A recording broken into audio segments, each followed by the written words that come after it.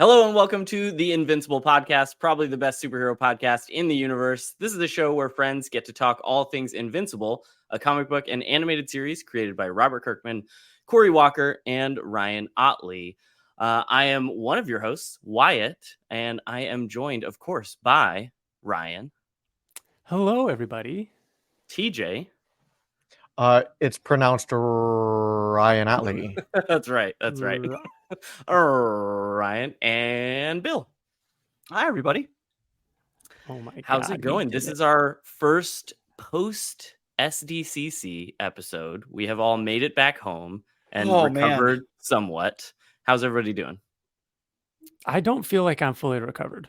Yeah. TJ and I got back essentially yesterday morning at like 2 a.m.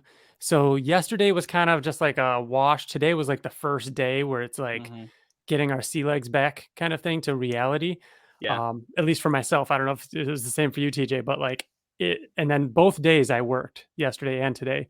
So it's still just a fog and I'm starting to kind of see through the fog. It was a wild ride. I'm excited to talk about it. I think next time, because this is rough, like spending over a week at Comic-Con or a week in San Diego and then coming back to reality, having to getting to talk about it, right? Yeah. But I understand the people that were just sitting in the halls podcasting, like with their phones, like just like recording an episode. I get it now. I fucking get it. So next time I think that we should do that. Yeah, there were people doing that. You get that? I was going to say how. Like, I don't know how they're able to do that. We were so fried and busy and running around and like we brought mics. We expected to record more there. It never even came up. We were just lazy because we spent like an hour at a time in our room and we could have fucking done it. We could have Bill, done I it. walked more during those 4 days than I've walked in my entire life. So don't you dare say that we were lazy. Okay. My Apple Watch will tell you how many steps we got in. I know. We did record something though, but more on that later. Right. Yes.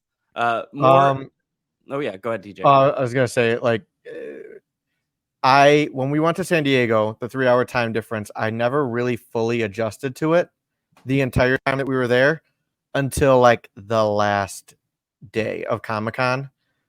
And then now I had to get used to it all over again coming back. Like every day we were up until, 1 a.m. and then I was waking up naturally at like freaking 6 a.m. every morning because of the time difference. So I was only getting a couple hours of sleep every night. It was brutal. And then I came back and now you have to get used to that again and wake up early and for work. It's been atrocious. So yeah, it hasn't been fun. But the people that weirdly, I haven't been tired. I feel strange. Yeah. I just feel off. Like it's like I said, it's like foggy and my legs are killing me still. Can I say something at the top of the episode? Yeah. Real quick. Yeah. The Adam Eve episode is coming. We're talking about San Diego here, but just so everybody knows, at the top of the episode, the Adam Eve episode is coming. There's so much to talk about. It had to be one or the other first. We wanted to get this out there because this is the bulk of the information and it's still fresh in our minds. Yeah. And we are definitely doing, and we wanted to dedicate an entire episode to Adam Eve, as we should. We got a whole episode of Invincible to talk about. So we're not going to cram it into this one, but keep an eye out for that. That will be coming soon. Very soon. More housekeeping. You can email us at theinvinciblepodcast@gmail.com, like so many of you did, which we'll read soon throughout this episode. We are on Twitter, Facebook, YouTube, Spotify. We, of course, have the website, theinvinciblepodcast.com, and we're also on TikTok now, where we're posting clips from the show. TJ's been doing Fan Art Fridays each Friday, where we're getting to see some of his commissions. We did a little like walk and talk from the convention floor on TikTok. Lots of good stuff over there. So go give us a follow over there. Why you're so like your voice, like doing everything. You're just like so calm, and it's just relaxing. I don't know if you know this. It's like podcast ASMR. I teach kids all the time, so like I have that teacher voice. You have to keep everybody calm. You're keeping Bill as the teacher voice. You're keeping Bill very docile, so it's working. Somebody's got to. Borderline docile. Another thing to go over, we obviously talk about spoilers on this podcast. So if you haven't read the comics, go do that and then come back and watch us. Or if you don't care about spoilers, I guess stick around and listen. That's right. We also did a couple of other podcasts about Oblivion Song and then Chroma. So we have the Oblivion Song podcast and ChromaCast. You could go find those if you're reading either of those series, which you should. Mm-hmm. And we have a giveaway that we're going to be doing in this episode. Ryan, do you want to talk about what we're giving away? That's right. We teased it last episode, but the folks over at Mantic Games offered to send us a copy of the Invincible Dice Game. And they offered to send it, and we're like, thank you. We appreciate it. We're going to San Diego Comic-Con. We're going to get our hands on it ourselves. We're going to use this for a giveaway. So we're giving this away to one of our listeners or viewers, I should say, because we're going to do it through YouTube. How we want to give this away is leave a comment. Leave a comment below. Like the video, leave a comment below, and then we're going to randomly generate a winner from those comments. And we're going to reply to that comment. So make sure you can see replies to comments and everything on YouTube, and ask you and say, hey, you won. Send us an email over at theinvinciblepodcast@gmail.com so we can get, addresses and everything like that. And then we're going to send it out to you. Preferably US only. Sorry, continental US only as far as shipping and everything right now. That would be great. So And you don't I'd also recommend it if you guys could. Let somebody get it that doesn't have this. If you got to order it online, this was made available online through Skybound and Mantic Games. You can get this through them. I think you still can get this through them. If you got a chance to get it, great. Let somebody win this that wasn't able to get it. We really want this to go to somebody that is a fan that really, really, wants it and wasn't lucky enough to get one. Not saying that you shouldn't leave a comment on YouTube, because if you want to comment on this video, then absolutely do. But just make mention that you don't need the giveaway. You got the game, right? Yeah. Because or if I tell enter, you won. need yeah. Also, Exactly. to be eligible to get this game, you don't have to subscribe to our YouTube channel or follow us on Twitter or follow us on TikTok. But it would be nice. It'd be cool. That'd be great. No It'd be break nice us all to feel select great. it. Yeah. Mhm. I'm pretty sure there's a way to select it in the randomizer to subscribers only, but I don't know if there is. But Oh, just to be safe, maybe we'll do that. Maybe Let we me will. say I don't know. that I am the worst person in the world when it comes to learning a new board game that's really complicated. That's not Monopoly. This game so yeah, is so fun because it is so easy you can literally learn to play it in 5 minutes and be addicted to it. And it's so fun. It's really bad for impulsive people. So those gamblers out there, but it's a lot of fun. Trust me, you want this It could game. be good. If you for don't impulsive win people. it, definitely go and order it because it's a lot of fun. yeah. Honestly, And this is isn't like a gimmick game either. It really is like a fun game. Mm-hmm. Yeah, we filmed a video of us playing it in the hotel room, and it ended up being close to an hour long. That video will be ready soon. That's probably going to go within the next few days or so. Really excited for everybody to check that out. It was a lot of fun to play. When we post that though, how would people know if when we post that? Oh, they have to actually subscribe, TJ. That's one thing that they have to do because it's just going to drop randomly. So okay, so that if they were to do that, then they would get like a notification on their phone. they'd have to get notifications. Yeah, they'd have Well, to if they turn They would have notifications to on. click that bell. You know Oh what yeah, I mean? there you go. You know? just do it. We're not annoying. We don't do stuff that much. It's not like you're going to be getting constant notifications. God, So yes, I'm just so keep an eye mad out for today, those Wyatt. videos. I'm just so mad. leave a comment for the giveaway. Really excited for more of this stuff and to talk more about Invincible in board games. Yeah. Bill, you're drinking a cherry cider? This is my second cherry cider, I invented those. which I may or may invented not be. It's just normal cherry cider. It's delicious. All right. So we are going to move into our main topic / news / San Diego Comic-Con recap because it's all just a lot. There's no real good way to separate the news from all of our stories. So we're going to recap the trip, talk about the news as it was announced, talk about have some emails in there of other people reacting as well.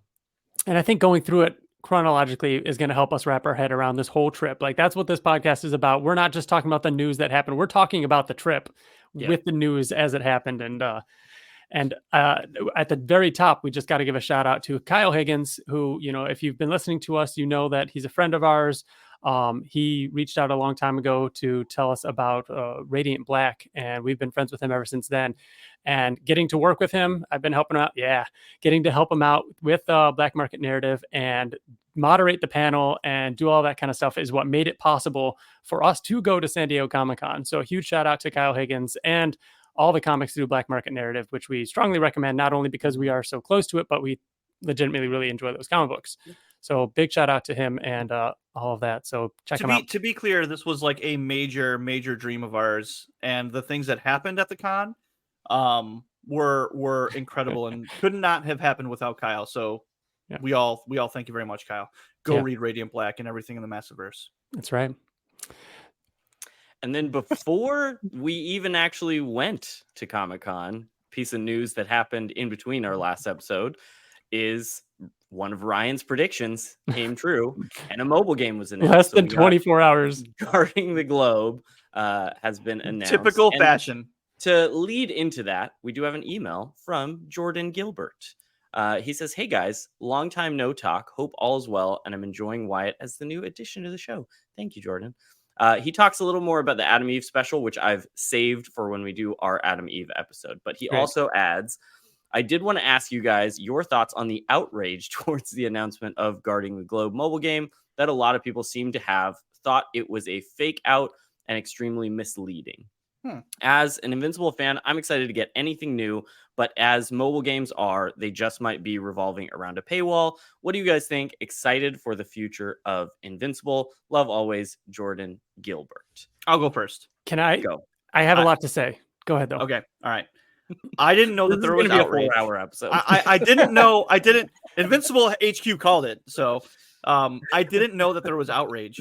I'm flabbergasted that there would be, because regardless of the type of game that it is, like, I'm fucking stoked. Like, to have Invincible pocket sized in my phone that I can play with whenever I want to collect all these characters to power them up. Like, yeah, like the paywall thing, like all that kind of stuff. Like, that's all just part of it. But I think that it's awesome. Why not? Why not? Okay. So Why I think not get Invincible? The bit of outrage that I saw were also coming from people saying, "What's this? We want an open world game." You know, like that's not happening, bro. That's not what this is. First of all, Yeah. like Superman can't even get an open world game. Like that's not going to happen. And if it ever happens, it's not going to happen anytime soon. A lot of this is expectations.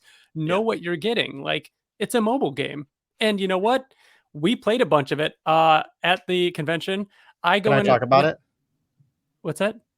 Are we at the segment where we talk about? I think now's a good playing time as to the just mobile talk game? about the mobile game. Yeah. Okay. So we got to see it at preview night. I got to speak with some of the team behind the game. I think one of the guys, I forgot his name, was the developer or one of the developers.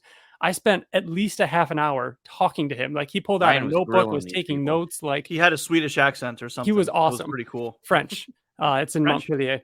But the Ubisoft. Okay. But anyways, the getting to play it for a while, I asked him everything from like the different currencies in the game, outfits, how the store works, how the missions work, the different ways that go about it. Like, I went deep into this, and I share the hesitation with a lot of people when it comes to a cash grabby mobile game type thing. They are aware of that. They said there isn't going to be the paywall kind of cash grab kind of stuff. It's a mobile game. There's going to be microtransactions. That's just how it works. If you're able to buy currencies and everything like that. But like I said, know what this is. This is going to be a fun, simple, I will spend just auto deduct $20 out of my paycheck each week, because it's just I will own every character, every weapon, every accessory. I want it all. So for those of you that don't know, it is going to be a persistent action mobile game type thing where you're going to have your squad of characters that are going to always be fighting. And as they're always fighting, they'll generate currencies and everything like that and resources that you're going to receive. There is also going to be missions that you can send them out on. And that's the main clutch of the game, where you're going to be able to choose your team and send them out. Now, the whole theme of the story of this game is that some clones have been arriving, and why and everything like that. They've actually been working with Kirkman and the writing team to develop a story for this. Awesome. So you're basically collecting multiple versions of characters. So I use Rexplode as an example all the time. Rexplode, you have your Rexplode. TJ has his Rexplode character that he gets early in the game. So hold on. Go ahead. So we started playing, and Ryan, I'll let you. We started playing the game. You start out as Duplicate for the demo, right? Just for the demo for San Diego. We started out. I went through the Duplicate thing. Maybe took 2 minutes to get through Duplicate. Then it auto goes to the, like, you don't get to choose for the demo. You go automatically to the next character. The next character was Rexplode. Wyatt, you saw my reaction. I was going to interrupt you. I didn't want to interrupt, but I was going to say I was standing behind TJ when he was playing the demo first. And yeah, you're playing as Duplicate. You unlock Rexplode, and I hear this like, oh, like you're so excited. Mickey Mouse. Yeah, and I immediately was like, oh, our audience, at least of us who care about Invincible so much like this, are not even going to really care if the gameplay is not as thrilling as we hope it to be. The idea of like collecting these characters and unlocking them, and he pops up and has a little text box of his dialogue, and it's well written. Like it feels right for the characters. Yeah, that kind of stuff is exciting to me. How the gameplay works out, how the monetization stuff works out. Obviously, that's like stuff that we'll wait and see once we play. But I'm excited just to see, for us to get to do that, where we're collecting these characters and seeing how it all unfolds. It's leveling them up, and yeah. And I can see, I think some of the frustration is really from like the trailer specifically, because it starts out with, of course, it does not show gameplay until the very end of the trailer after they've announced it. It's a full CG trailer that is not going to look exactly like what you're playing. So I understand some people feeling frustrated or feel like that was a fake out. I think that's just kind of a thing that I've gotten used to with video game trailers, is that like until I see gameplay, I'm not convincing myself one way or the other of what it is. So when I first saw the trailer, it was a lot of just like excitement of like, oh my God, Invincible is getting a game of some kind. This is an art style that's a little different. And it's a mobile game, and it's something that, you know, might not be my preferred type of video game necessarily. But just like Jordan says, like the idea that we're getting more Invincible in a different format, in a different type of content, is just showing that the IP is growing and that there's a demand for that. And that's exciting. Like that's super cool. There's a ton of characters. Like go ahead. This isn't the Invincible video game, so don't like get caught up on that. No, point. It's exactly. If they came out with Invincible rollerblades, I would buy them. If they came out with, honestly, like if they came out with an Invincible steering wheel cover, I would fucking buy it. I wouldn't complain and be like, oh, an Invincible steering wheel cover. I wanted an open world fucking video game with VR and I can fly. Like, well, you know what? I guarantee we'll get that eventually. But this is just one step. It's just more stuff. Yeah. More stuff. And awesome. Like I said, they have the best intentions. Like they're trying to make this a really good game, you know. Just know that it is that kind of game and enjoy it for what it is. If you play it for an hour a day, or when you're just, you know, waiting at a bus stop or sitting in line or whatever, just like you pop in and you play a little bit, you see these characters, you unlock Magmaniac, like you unlock Tether Tyrant, you unlock. Would you rather play Immortal or Candy Crush or fucking an Invincible version? And so one thing to know, it is only based on the show. It is using the character models for the most part. War Woman is actually, it was interesting. War Woman looks a little bit more like she does in the comic, but because they started it before the show. And they said that they started the character design for her before they decided that it was going to be directly off the show. So there's a little bit of a crossover right there. So that means that but otherwise characters later there in will the series. be. Yep, they said there will be new characters coming. You know, every few weeks or month or whatever, and there'll be ones added throughout as the show is happening through season 2. So if a new character appears, they appear in a new outfit or new costume, that character would show up and everything. How isn't this exciting? We'll move on because there's a lot to cover, but I don't know how this isn't exciting, guys. It's great. Again, just have your expectations. Anyone who has outrage about it, that's so ridiculous. I played as Rexplode in a video game. Sure, it's mobile, all right, but we're getting there, right? Like, and honestly, like I've never really played mobile games like that before, and it was fun. It really was fun. Yeah. So I've played like the Simpsons one before, which is really fun. Like you build up Springfield and like you send people out to go do stuff and everything. Oh yeah, I remember that. It's fun. It's a fun fucking mindless thing, and this is going to be fun because it's Invincible. And I'm sure once it releases, or when they do the like preview access, we'll do another episode where we give like updates on like our thoughts once we've of actually. Course, we're definitely going to be played a bigger chunk of it. again, not to harp on it too much, the dice game isn't Gloomhaven. It isn't Arc Nova. It isn't Scythe. It isn't this massive board game. It is what it is. So it's exciting for what it is. And we had a lot of fun with it. So, all right. Mm-hmm. Moving into the chronological events, starting with Wednesday, where we are all flying out to San Diego for preview night to like get ready for San Diego. Also on that day, Void Rivals #2 came out.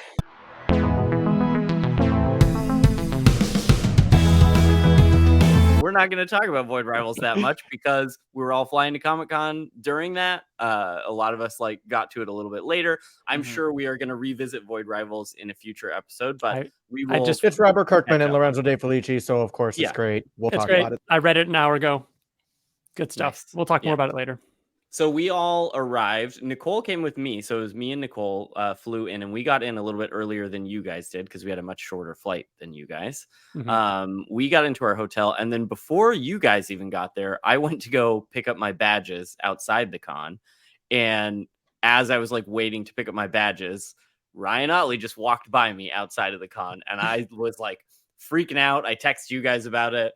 But he was like, he had already passed me when I realized it. So I was like, oh, I'm not going to chase after him and like tap him on the shoulder. That would be weird. I don't want to do that. But then like 5 minutes later, he came back walking the other way. And I just like walked to him and was like, you're Ryan Ottley, aren't you? And he's like, I am. And I was like, my name's Wyatt. I introduced myself, talk about the podcast.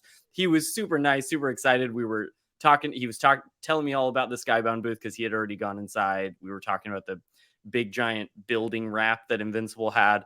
It was super cool to get to meet him and say hello. And it was just the most crazy way to start my Comic-Con experience because it was filled with moments of me being like, oh, I know that person from the internet and like freaking out. And to have the first experience of that be Ryan Ottley just walking by me, just like I was just frazzled for like the rest of the day. It was crazy. We had a similar experience standing in line, checking into our hotel room, and Sean Kirkham showed up right next to us. Nice. Sean Kirkham will probably get mentioned a lot throughout this episode because he just found us like 6 or 7 times throughout. I think we'll just let's just spoil it. Yeah, let's just spoil it now. Literally every day, Wednesday, Thursday, Friday, Saturday, Sunday. Yeah. Sean Kirkham would just pop up. Just and whether it would be us running into him or him running into us, great fucking dude. Yeah. Always exciting to talk to. Like my favorite pop-up. Busy fucking guy. My favorite Sean Kirkham pop-up of the weekend was when we were in this massive line for food, but we were like halfway through the line and he just like showed up at the line and you're like, oh, hey guys, how's it going? And just kind of like it was 11 o'clock at night. It was Wednesday and it was 11 o'clock at night and I broke my leg, so I'm walking around and I can barely walk. We go out to the 5th Ave and like the city and stuff. We can't find anywhere to eat. Everywhere's closing. So then we end up going fucking back to the hotel. Bill can't where walk. we started. He's I can't like dragging. Walk. Yeah, I was dragging my foot behind me. And we're in line for the only place that's open in the hotel. And Sean Kirkham walks up as tired looking as us. And he like joins us in line. He's like, oh, hey guys, thanks for holding my spot in line. Like, okay, we're doing this. Number 2 Sean Kirkham spotting was when we were sitting in a panel. I gotta do it. We're sitting in a panel and he tweets out like, oh, checking out the Energon Universe panel or whatever. And we turn around and he's in the back. Ryan. I remember you showed it was you very showed me the to not take a picture and zoom in on him and then reply with that photo. He was you like showed me the Agent tweet Coulson before we saw him. What was that? He was like our Agent Coulson of our trip. He just had a cameo appearance in everything that we had. Yeah. And then the third appearance that we got to give a shout out to was we're in the booth, and I'll try and include the clip here. We were going into the booth to the 3D photo thing, and he just shows up at the booth like, "What's going on, guys? Everyone, get in here!" So we had Sean come in to take the photo with us. Ridiculous. For the record, this little circle that you have to stand on, that's a platform that's off the ground about 4 inches, is not big enough for the 4 of us, and we fit tiny. Sean Kirkham and the 4 of us on it, and barely made it. Where I got so close to Sean, guys, I don't know, man. We're all a lot closer than we were before. we say we all fit, but we didn't really fit, and the camera hit my foot. So there's a little mess up there. But please put that video in here, Ryan, because that part is the funniest, where the camera is spinning in this cool Avengers 360 shot, and then you see the camera go, come, and TJ goes, oh no. What's funny is like I couldn't see it because I was posing really fucking seriously, right? Yeah. And you just hear the camera go, yeah, and I'm like, what the fuck is that? And TJ's like, oh, that's my butt. Thank God we didn't break it. Can you imagine? That was great. So Wednesday we went. Nicole and I got into preview night before you guys had got there, and this was a question we had going into Comic-Con: was how expensive are the Ryan Ottley mystery boxes going to be? Like, we were expecting them to be very, very pricey. His commissions have gotten more expensive and everything. So we were expecting like $500 or something like that. Nicole and I walked past. I was expecting $8. Yeah. Nicole and I walked past his booth and saw that they were only $150. Got very excited. Nicole and I both got mystery boxes and got awesome stuff in them. I've posted a couple of pictures on my Twitter of some of the ones, but yeah, it was really cool. The mystery boxes were some of the best merch that we got. He talked about it online. He made a point to say, like, I don't like mystery boxes. I wanted to make sure like every single one has value, and that there were a ton of winners, whether they be CGC slabs or prints or whatever, with the chance of winning the official artwork as well. Yeah. Like Chrome Battle Beast cover. If there are any creators out there that want to know how to do it right and they want to make a lot of money, just do what Ottley did, because it was exciting. Yeah. Like, we would stick around. We would stick around because, like, TJ, it's the funniest fucking thing. Like, he would go up and buy one and he wouldn't win the grand prize, and then we would sit there and wait for the person to buy it after him, and that person every time would fucking be a winner. And it was so funny. I loved it. It was a highlight of my Comic-Con. Is seeing TJ just get a little bit lower. Each box came with one of those amazing Adam Eve variants as well, which were awesome. I luckily enough won the Geekly, whatever, the print on the really cool paper, which came with a Ryan Ottley remark on the bottom. I'll include the photo. But yeah, the mystery boxes were really cool. They did a good job with those. Yeah, and we met. Ryan Ottley had his girlfriend. Correct me if I'm wrong. I think it's Michelle. Is that correct? I think it might be Michelle. I think but so. It was just a lot of fun. Yeah. Talking with them, and Ottley seemed really excited to be there, and just super fun always to talk to everybody. You know, as everybody knows, this was a big year for Invincible, so he was excited too. Yeah. We each got a mystery box, and like you said, like, they were incredible stuff in all of them. I got 2 of them. So yeah, there's like the foil that Wyatt got.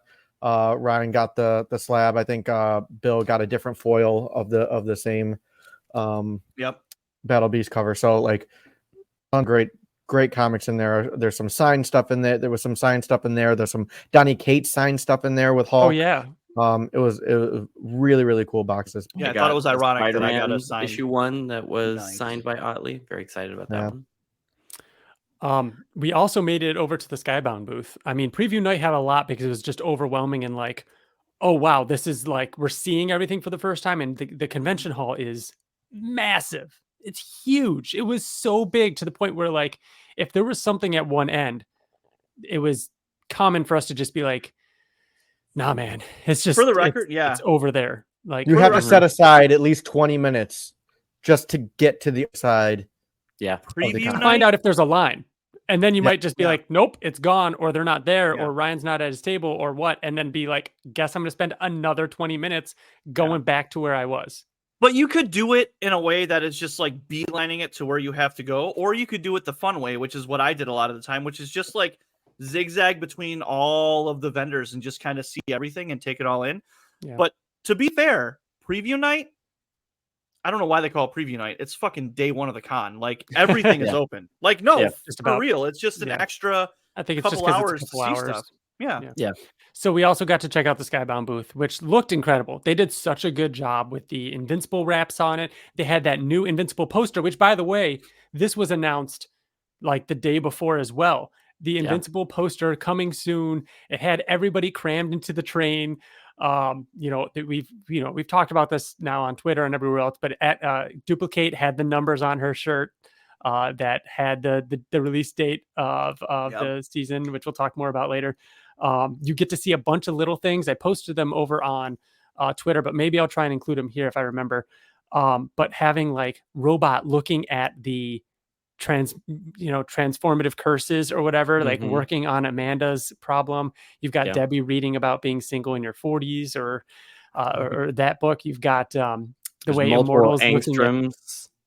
Yes, there's multiple angstroms. You've got the way Immortal is looking at Duplicate. Mark's watch has the release date of issue 1. Like great poster. Such a fun poster. Just packed with stuff. You got the Sequids up in the rafters. Sequids. Cool poster. And to see that massive size on the side of the booth, along with all the other Invincible wraps around it and everything, such a cool job. And that's also where we got our first go at the merch, which I don't know if you guys noticed, like throughout the con, that stuff sold out fast. The dice game was gone. The Burger Mart boxes were gone pretty quick. I've got a couple stuff here, but we've got our Burger Mart box. The pin set that came with this really nice box. The pin set is so cool. And I think that's the thing that has the bracelet in it, right? No, this one didn't come with the bracelet. The Burger Mart box did. So yeah, we got your lanyard and your pins. Pretty. So awesome. And the box is so nice. Like you can never throw the box away. I know, right? But yeah, the Burger Mart came with like the little card slab and the stickers and the Omni-Man pin, the Burger Mart stress ball. Yeah. But yeah, you got the little wristband, which we were trying to figure out for a while. There. Yeah. There's a little piece on it that says tap. We couldn't figure it out, but Bill, I posted something on Twitter, and actually Jose, a fan of the podcast, friend of the podcast, he actually saw him everywhere tagged, too. We saw him every day. He tagged Skybound in it, and they said, and they finally replied, tap it to your camera on your phone. So I don't know if we're just old. The first thing I did was take a picture of it, right?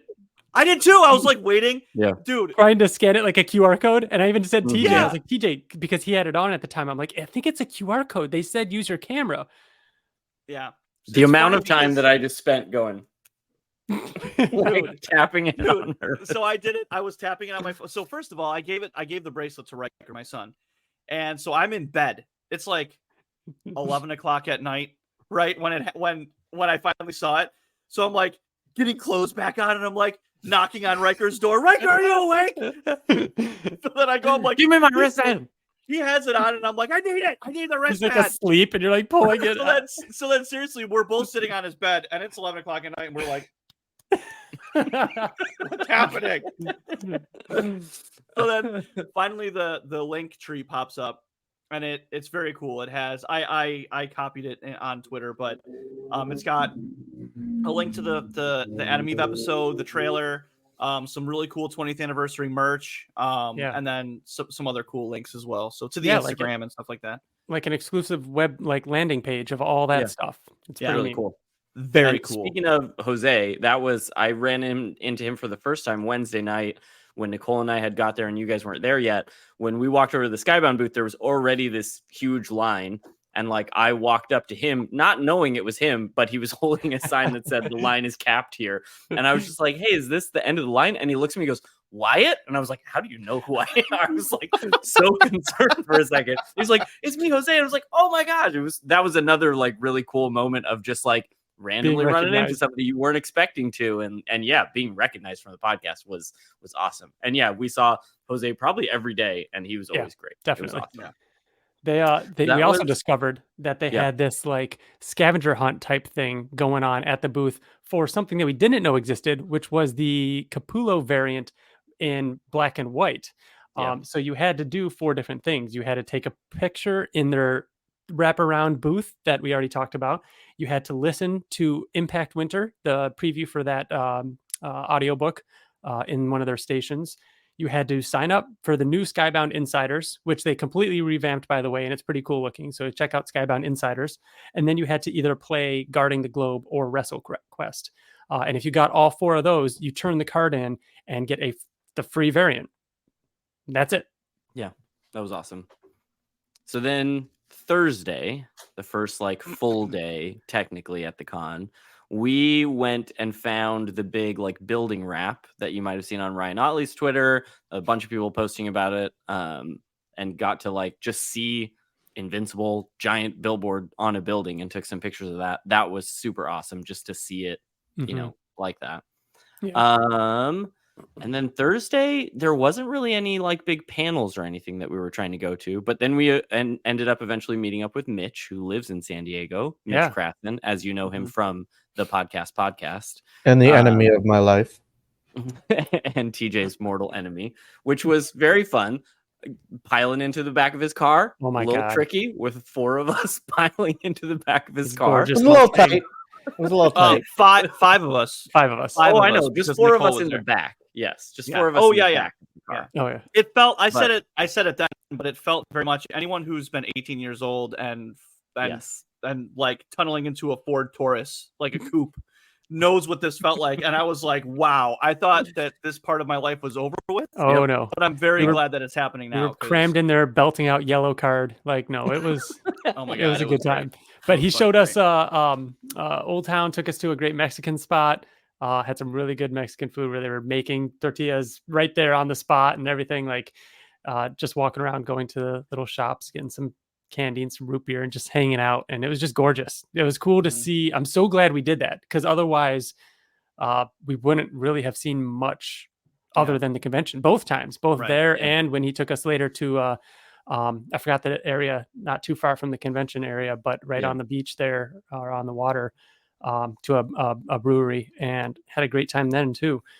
But it was great. Yeah. TJ, what is your updated or not updated opinion of Mexican food now that you've had more Mexican food in San Diego? Yeah, TJ.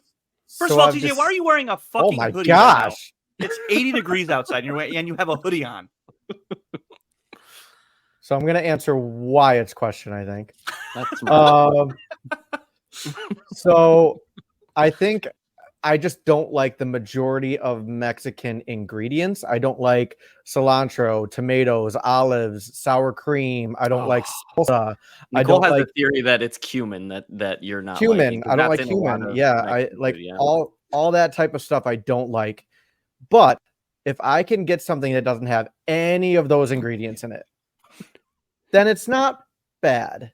Right, it's not bad. Steak and tortilla chips and meat cheese. and cheese. Yeah. You got it. You got it. So, and then to wrap up Thursday, after we went and had dinner with Mitch, we went back to the con because there was a 10 p.m. panel where Greg Miller was hosting it from Kind of Funny, who you guys have had on the show before. Yeah, we love Greg. Greg's the reason we got into podcasting. Yeah, day one. It's 10 p.m. It's actually 10, 11, 12, 1 a.m. Thursday. Yes, time. exactly. Yeah. So we got to when see the panel him started. Yeah. So we got to see him host that panel, and we got to watch the first episode of Twisted Metal, which very fun. Very fun. It was fun. I'm looking forward to watching the rest of it. It's not like we've already I don't think said. It's The Last of Us, but it's also not bad. It's not supposed to be The Last of Us. Like we've said already, have your expectations. Like just know what you're getting here, and have fun with it. But that panel was also a lot of fun because Greg did a version of Kind of Funny's game show they do called Kind of Feudy right afterwards, which I provided the music for. I made some music for them. And so that was really exciting for me to just like hear music that I made playing at a panel at San Diego Comic-Con. Like nobody else with knew Greg that Miller I on made the music, but the 5 of us are like looking at each other like it's my song. It was very exciting. That was cool. And of course, got to go up afterwards and, shake his hand again, say hi to Greg. And he expressed excitement for the podcast and, mentioned that he'd love to come on again sometime. And I know he's a really busy guy and, we'll do what we can. But just like getting to chat with him again was great. And, it was fun getting to see him. It was just one of those things where it's like after the week that we had, it was like, oh my God, we met Greg Miller again. Where 5-6 years ago, that was like the reason I would drive to New York City or Toronto, or TJ would go to, San Francisco for an event just to see Greg and hang out with Greg, like, oh yeah, we met Greg, like just the fact that, crazy. Mm-hmm. So that was Thursday. And then Friday was the big day. We knew Friday was going to be packed full of stuff, not just because all the major like Invincible panels were that day, but also Ryan was hosting the Massiveverse panel that day, which we talked about a little bit. We did go and do the Invincible like 360 photo booth thing that we talked about before then. But then, because every day they changed. Every day they changed out the photo booth. It would be Transformers themed or Walking Dead themed or Invincible themed. And we went Friday in the morning early just to like get to the show floor early and walk around. And we're like, oh my God, look at this. We guys. And like, we were texting each other, being like, everybody get here as soon as you can. We got to take a photo of this before panels start. Cause I had a really busy day and I had a lot to figure out before the Massiveverse panel. So I still had things to prep for that. So it was like, all right, let's hurry up and get this photo. And that's when we had Sean Kirkham show up and do the video with him. But yeah, that was cool. And the Massiveverse panel was, I thought, really cool. I thought it was a fun time. It was great getting to announce the things that we announced and announce the Massiveverse card game and talk about the secret in the Catalyst War.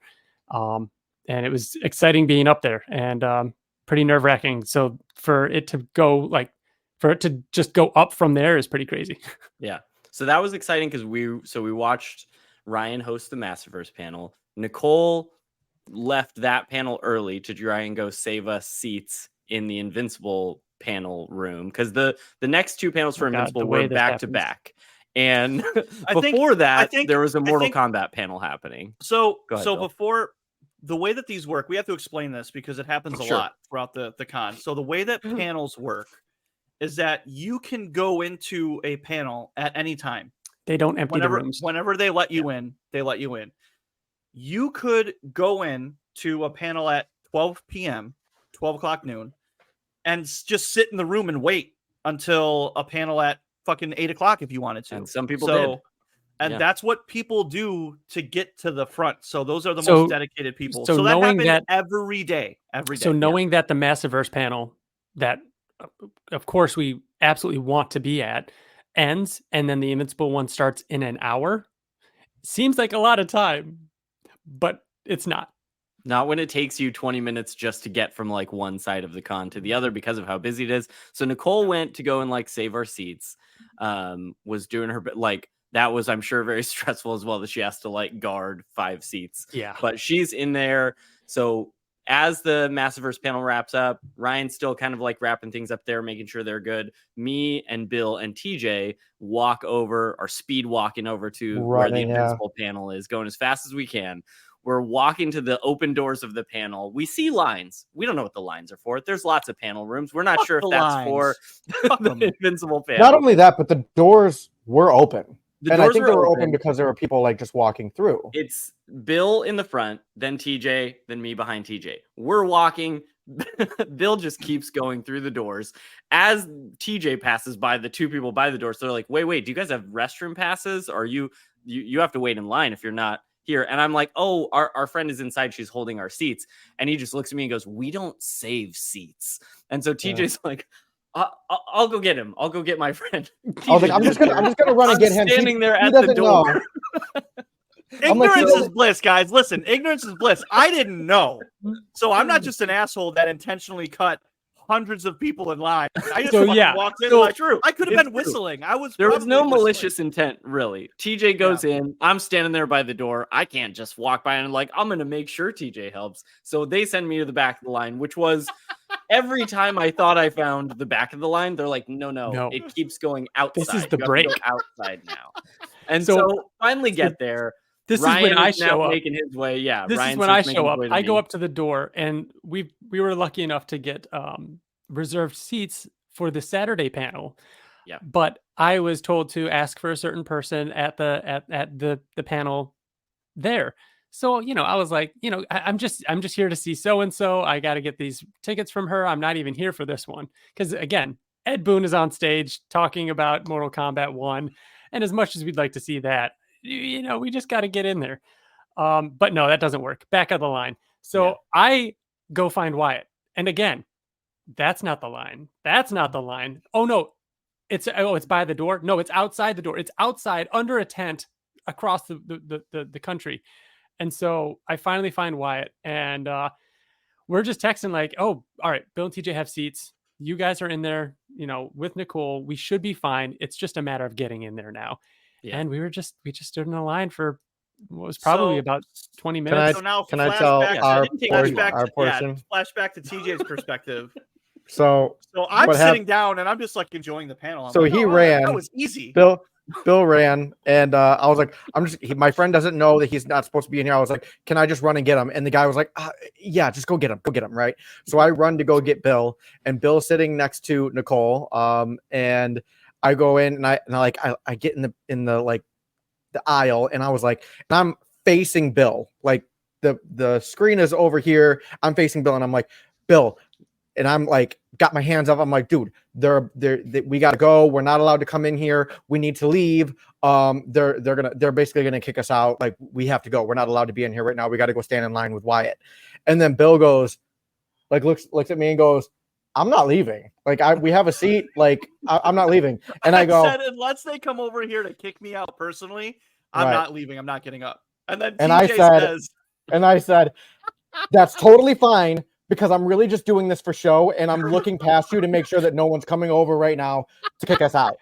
And then Bill and I both like slowly turned toward the screen and just watched the rest of the panel, and nobody came over. Do you think I've sold it for long enough that I'm trying to convince you to leave? TJ was like wacky inflatable arm flailing tubes man. Like, Bill, you don't understand. To be in here. But luckily, like, sitting down like head cocked like a dog, like I'm not leaving. What are you doing? Luckily, the line didn't take as long as it looked. All of it. Ryan and I got in before we got in with like 2 minutes done. To spare. Yeah, we go in, we sit down, we're like, oh my god, we made it. Okay, this isn't too bad. We're towards the back, but it's not too bad. 2 minutes to spare before the end of the panel, not 2 minutes to spare before the start of the Invincible. So Mortal Kombat. Yes. Mortal Kombat is ending. We made it in just in time for them to do a trailer. And they're like, I think some people in this audience might be excited about this. They roll the trailer, and there it is. We've got someone slams into the ground, the smoke clears, and it's the Omni-Man symbol on the chest. And the crowd went nuts. Yeah. Nuts. It was so awesome to be in there for that. Yeah. They announced after that, you see Peacemaker, Quan Chi, a couple other people, and then finally you see at the end you see Homelander, and the applause for Omni-Man was so much bigger than the Homelander one, to the point where later on, like in the Invincible panels later, they even called it out and said like the applause was bigger for Omni-Man, which is crazy. Yeah. I think it was awesome hearing them react. Spoiler for later, but I believe it was Robert Kirkman that told us that Ed Boon said that was the loudest reaction he had ever gotten for any character. Like, what? Fucking A right, man. That's Dude, awesome. That was insane. I mean, I'm sure it helped that it was preceded by a panel for Invincible. Yeah. Like, we kind of stacked the crowd, but man, that was so cool to be in there for. They didn't show any fatalities or anything, but now that it's confirmed, I want so badly for there to be an Omni-Man train scene fatality. I want that. Like, literally the first thing that I said. I think we talked about that on the podcast previously. Like, that was my prediction. It's the obvious thing. It's the obvious thing. I like it. I want it. I don't see it happening only because that would mean that every level would need to have a train beneath it, and like some Mortal Kombat levels take place on some alien planet or something, or like in another dimension. They go down, and it's a subway. They still need to get places, right? Yeah. No, I there's been fatalities where a character has taken somebody to another planet or a different, like, you know what I mean, like speed away, or he like uppercuts him into another room, like room above them, and it's like their layer or something. I think we could see the chop in half, or I know Wyatt, we were talking about this before, like the chopping the head off type thing. Mm-hmm. What he does to Immortal, or just like the fist punch through the chest. Oh, what about the airplane pilot just grabbing the face and just squeezing? That was my second And they later confirmed, not there, but later, that it is J.K. Simmons doing the voice. Yep. Yeah. Which is so cool. Fucking awesome. Perfect. What? Yes. Man, I love J.K. Simmons. It's going to be great. The Mortal Kombat Omni-Man kind of looks like Omni-Man mixed with J.K. Simmons. It's a little J.K. Simmons and like we said, John Hamm in a way. Like it has some of those. It looks like Omni-Man. It looks that was something I was looking forward to that we had mentioned when it was rumored still, that I was just excited to see what a realistic live action type of character model would look like. And it looks great. Like the costume looks great. It looks awesome. The face and everything looks great. I can't wait to see it in motion and gameplay and all that. Yeah. And then the Mortal Kombat panel ended with that. And then the Invincible 20th panel. So starting all of the Invincible announcements, the news, of course, it started out with Robert Kirkman, Corey Walker, Ryan Ottley, and I'm forgetting the names of the other two people. It was Marge Dean. Marge Dean, the showrunner. Yeah. She's the showrunner. And Mike Rogers. Yes, who correct. runs like video game. Well, he does story. No, he does. Merchant. He does writing, and I want to say, I think it's not a director, but it's series. I'm going to look it up because I want to get it right. But he does also do some, did a lot of work on the video game stuff.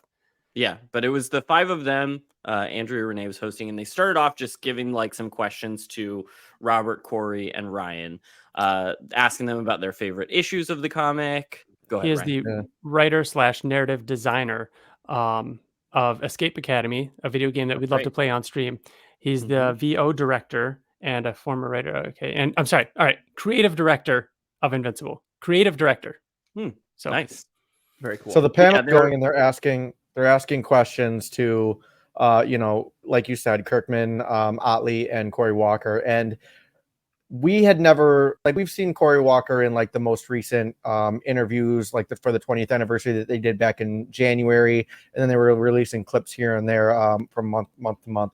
But other than that, he doesn't really do interviews. You never really see him anywhere out in the wild. And he was just so, what's the word? Funny. Fantastic. Corey Walker does not. He is so unintentionally funny. Corey Walker does not know. He does not know that he is the funniest person in the room. And that's what makes it was hilarious. People were cracking up because he's just like, if he doesn't want to answer the question, he's just gonna be like, whatever. And it was so funny. There was it was just great how he was doing it.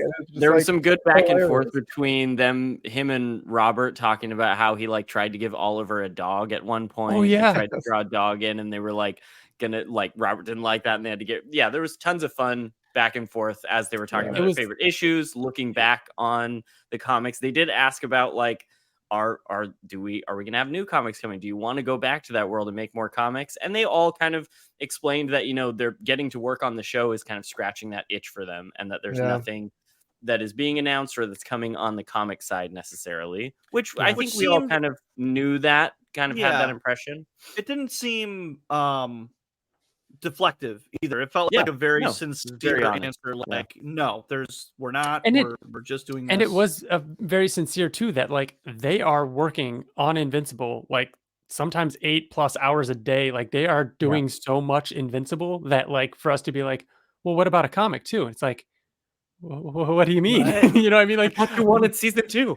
Corey Walker is an executive producer now on this show. If we want a comic by him, he can only do so much, but they want it. They've said before, everybody working on this show, the people they have working on Invincible are massive fans of Invincible. They want it too. And they're doing what they can to do the best, I will say that, with them saying that, and I think it was Kirkman actually who said the quote that you said, Wyatt, about right now we're working on the show and that's kind of stretching that itch, but in the future, who knows, things might happen, right? Yeah. But with that statement, that does kind of tell me that the Battle Beast continuation of whatever happened in Skybound X, where it said to be continued, I now don't think that it's coming anytime soon, because I think it would have been announced at Comic-Con if it were coming anytime soon. Yeah. They that would have been the time to touch on it Yeah. And the fact that they didn't tells me that, like, okay, it's not ready to announce. It's not something I should expect within the same time period that they announced other things that are coming later this year. You know, I think if anything, it would be a good time to announce that if it's happening at New York City Comic Con, October, November. Could be. Maybe that's even still too early. I would say that it's probably I would say that if it were to get announced and if it were to happen, it would come after the show comes out. I will say that they were talking back and forth, and I can't remember what was said and how it came up, but like Kirkman made a joke to Ryan Ottley, and Ryan Ottley was like, "Oh well, you know, I am back at Image now."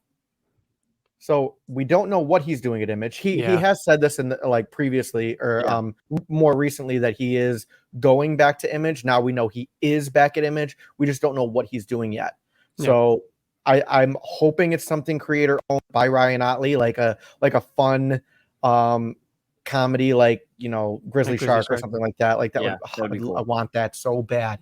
So yeah, see, I hopefully you know, outside of the Battle Beast stuff, hopefully Ottley will announce what his actual ongoing thing is going to be at Image.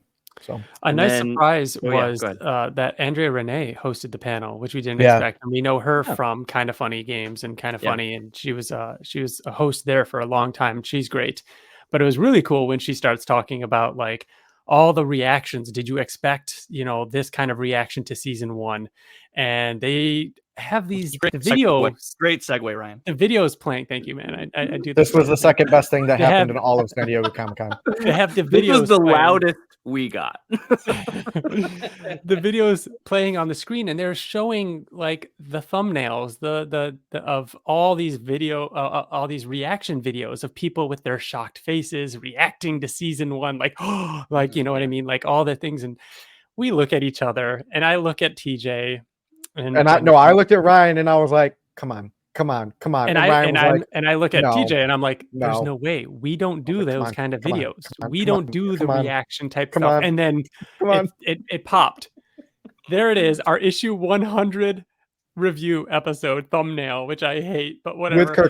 With Kirkman on there, and it shows up. And by this point, the crowd has died down. No one's clapping because half of these people who are on the reaction videos are probably not there. So it's like dead silent in the room, and we're just watching them talk. And it ends on our podcast and then stays there. And we all just lose all control of ourselves. We lost our fucking minds. Lost our minds. Yes. So we filled up that fucking hall. We filled it up with noise. We yelled, we clapped, we hollered. And there was a chuckle after that. And then during that chuckle, Robert Kirkman goes, "Oh, yeah, you know, the Invincible podcast is here." Whoever they are. Yeah. I think he's like, I don't know about those guys. And then we wooed again. And he's like, "Oh, yeah, I see you."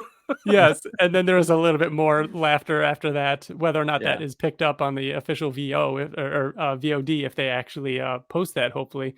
It might be embarrassing, but regardless, it incredible. Stayed on the screen. Stayed on the screen because it was the last one that they did, and then they could have made no announcements after that, and we would have all gone home. I tweeted about it. That was the single most surprising thing for us. Like, there's never in a million years would I have thought that at the Invincible 20th anniversary panel would our image be shown up on the screen. Imagine, if you will, like the shock of just seeing it for a second. And you're vibrating with joy and like, I can't believe this is happening. And then the fact that it stayed up there, it was almost too much. Like, I feel like for that amount Robert of energy, calling it out.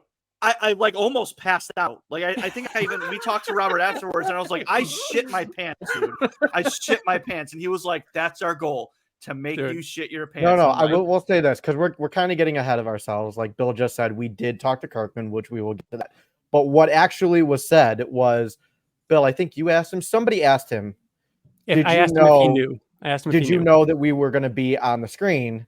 He goes, yes, I knew. And then Bill said, I shit myself. And then Kirkman goes, that's what I do. He's like, I try to make people shit themselves. So I like to think that Kirkman had a little something to do with it. I think Kirkman was like, you should put the podcast. Maybe that's just I think it's just the social guys. I think the social guys are great. It could be. Maybe I'm thinking we're cooler than we are, but I don't know. I like to think that impossible.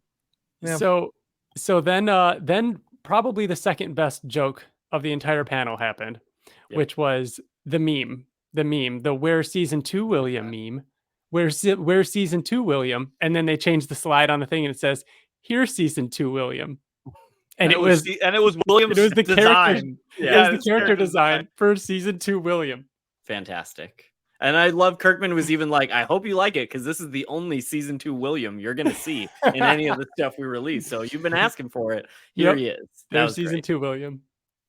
So and then they transitioned from his design into several other like character designs. So we got the first official looks at Angstrom, at Shapesmith, at Bulletproof, and the Giant, which was really cool. It was cool. So like the previous ones we had seen like on the character poster that they teased. But the Giant, that was really neat. They even had a scale model of Invincible next to it, and he is massive. They all looked like pretty much. I mean, at first glance, I don't have them in front of me, but they all look like they do in the comics, guys. Like they look great. They look great.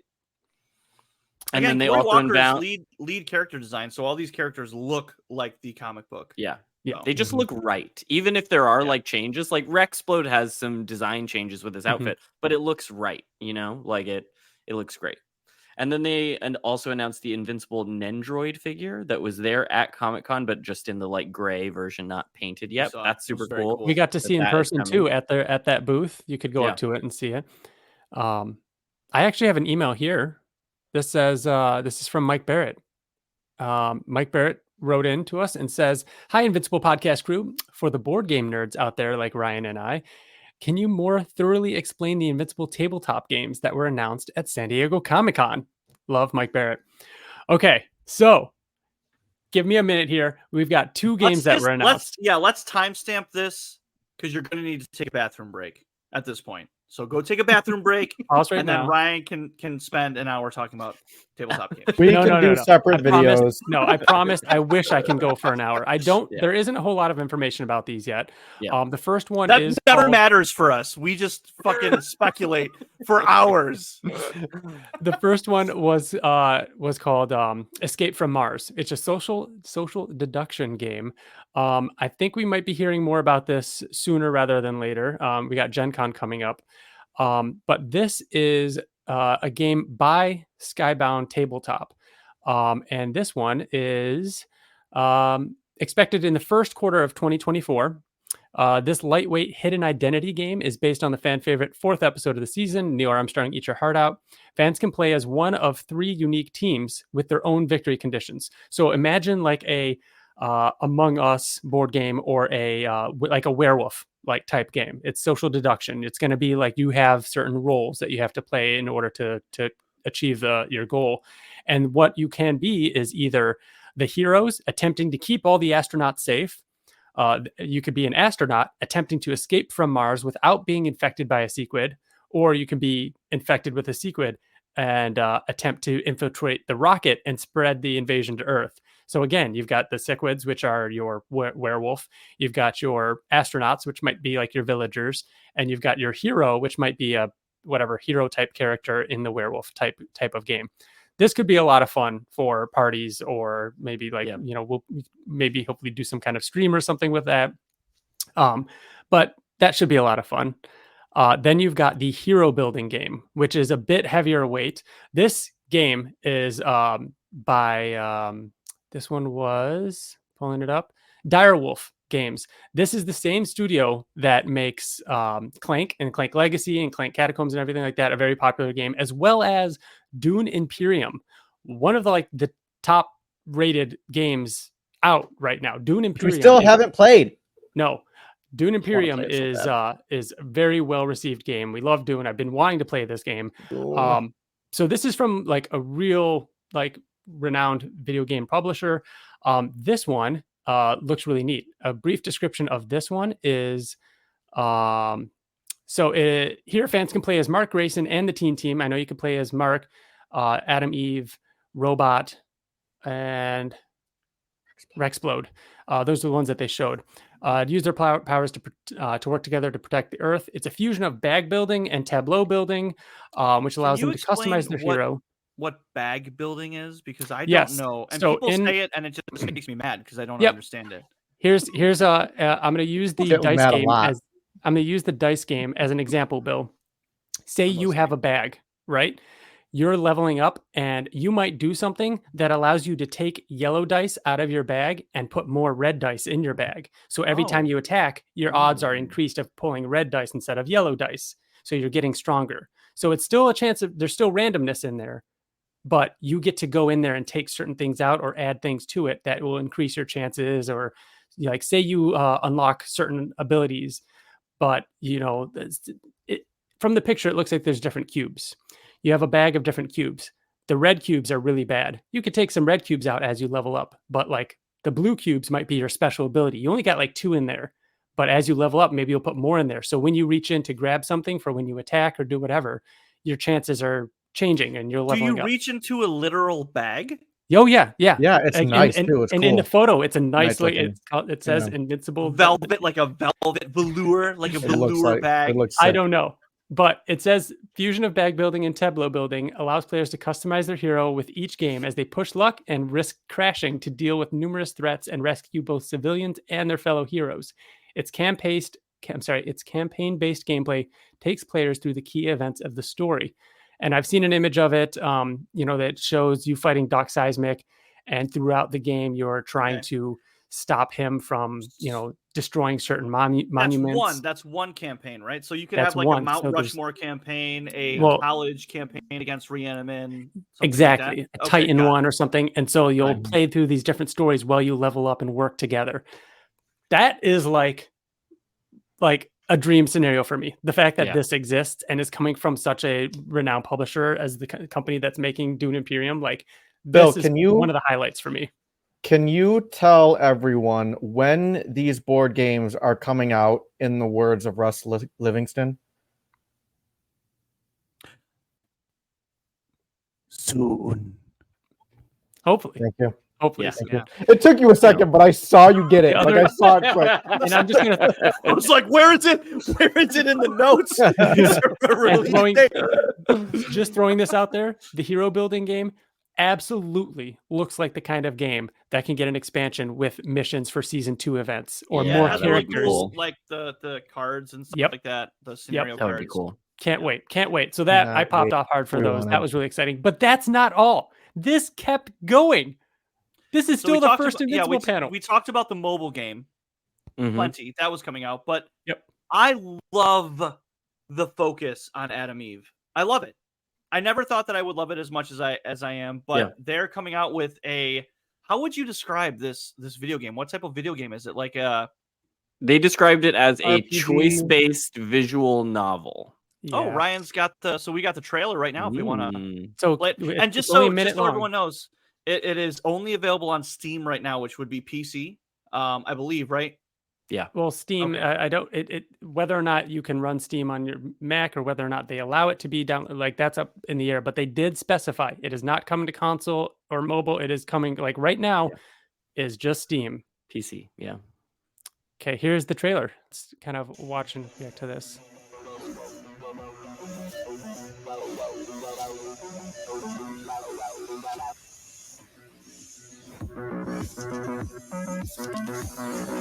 The art style is so cool.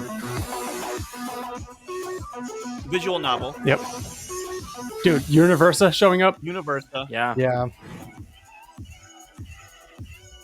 You have the different that's very much dialogue choices. Yeah. Role playing, yeah. That's Rexplode. That's Rexplode. TJ likes that character. Some gore there, guys. Oh, yeah. Some gore. Cool. Seeing the Mauler.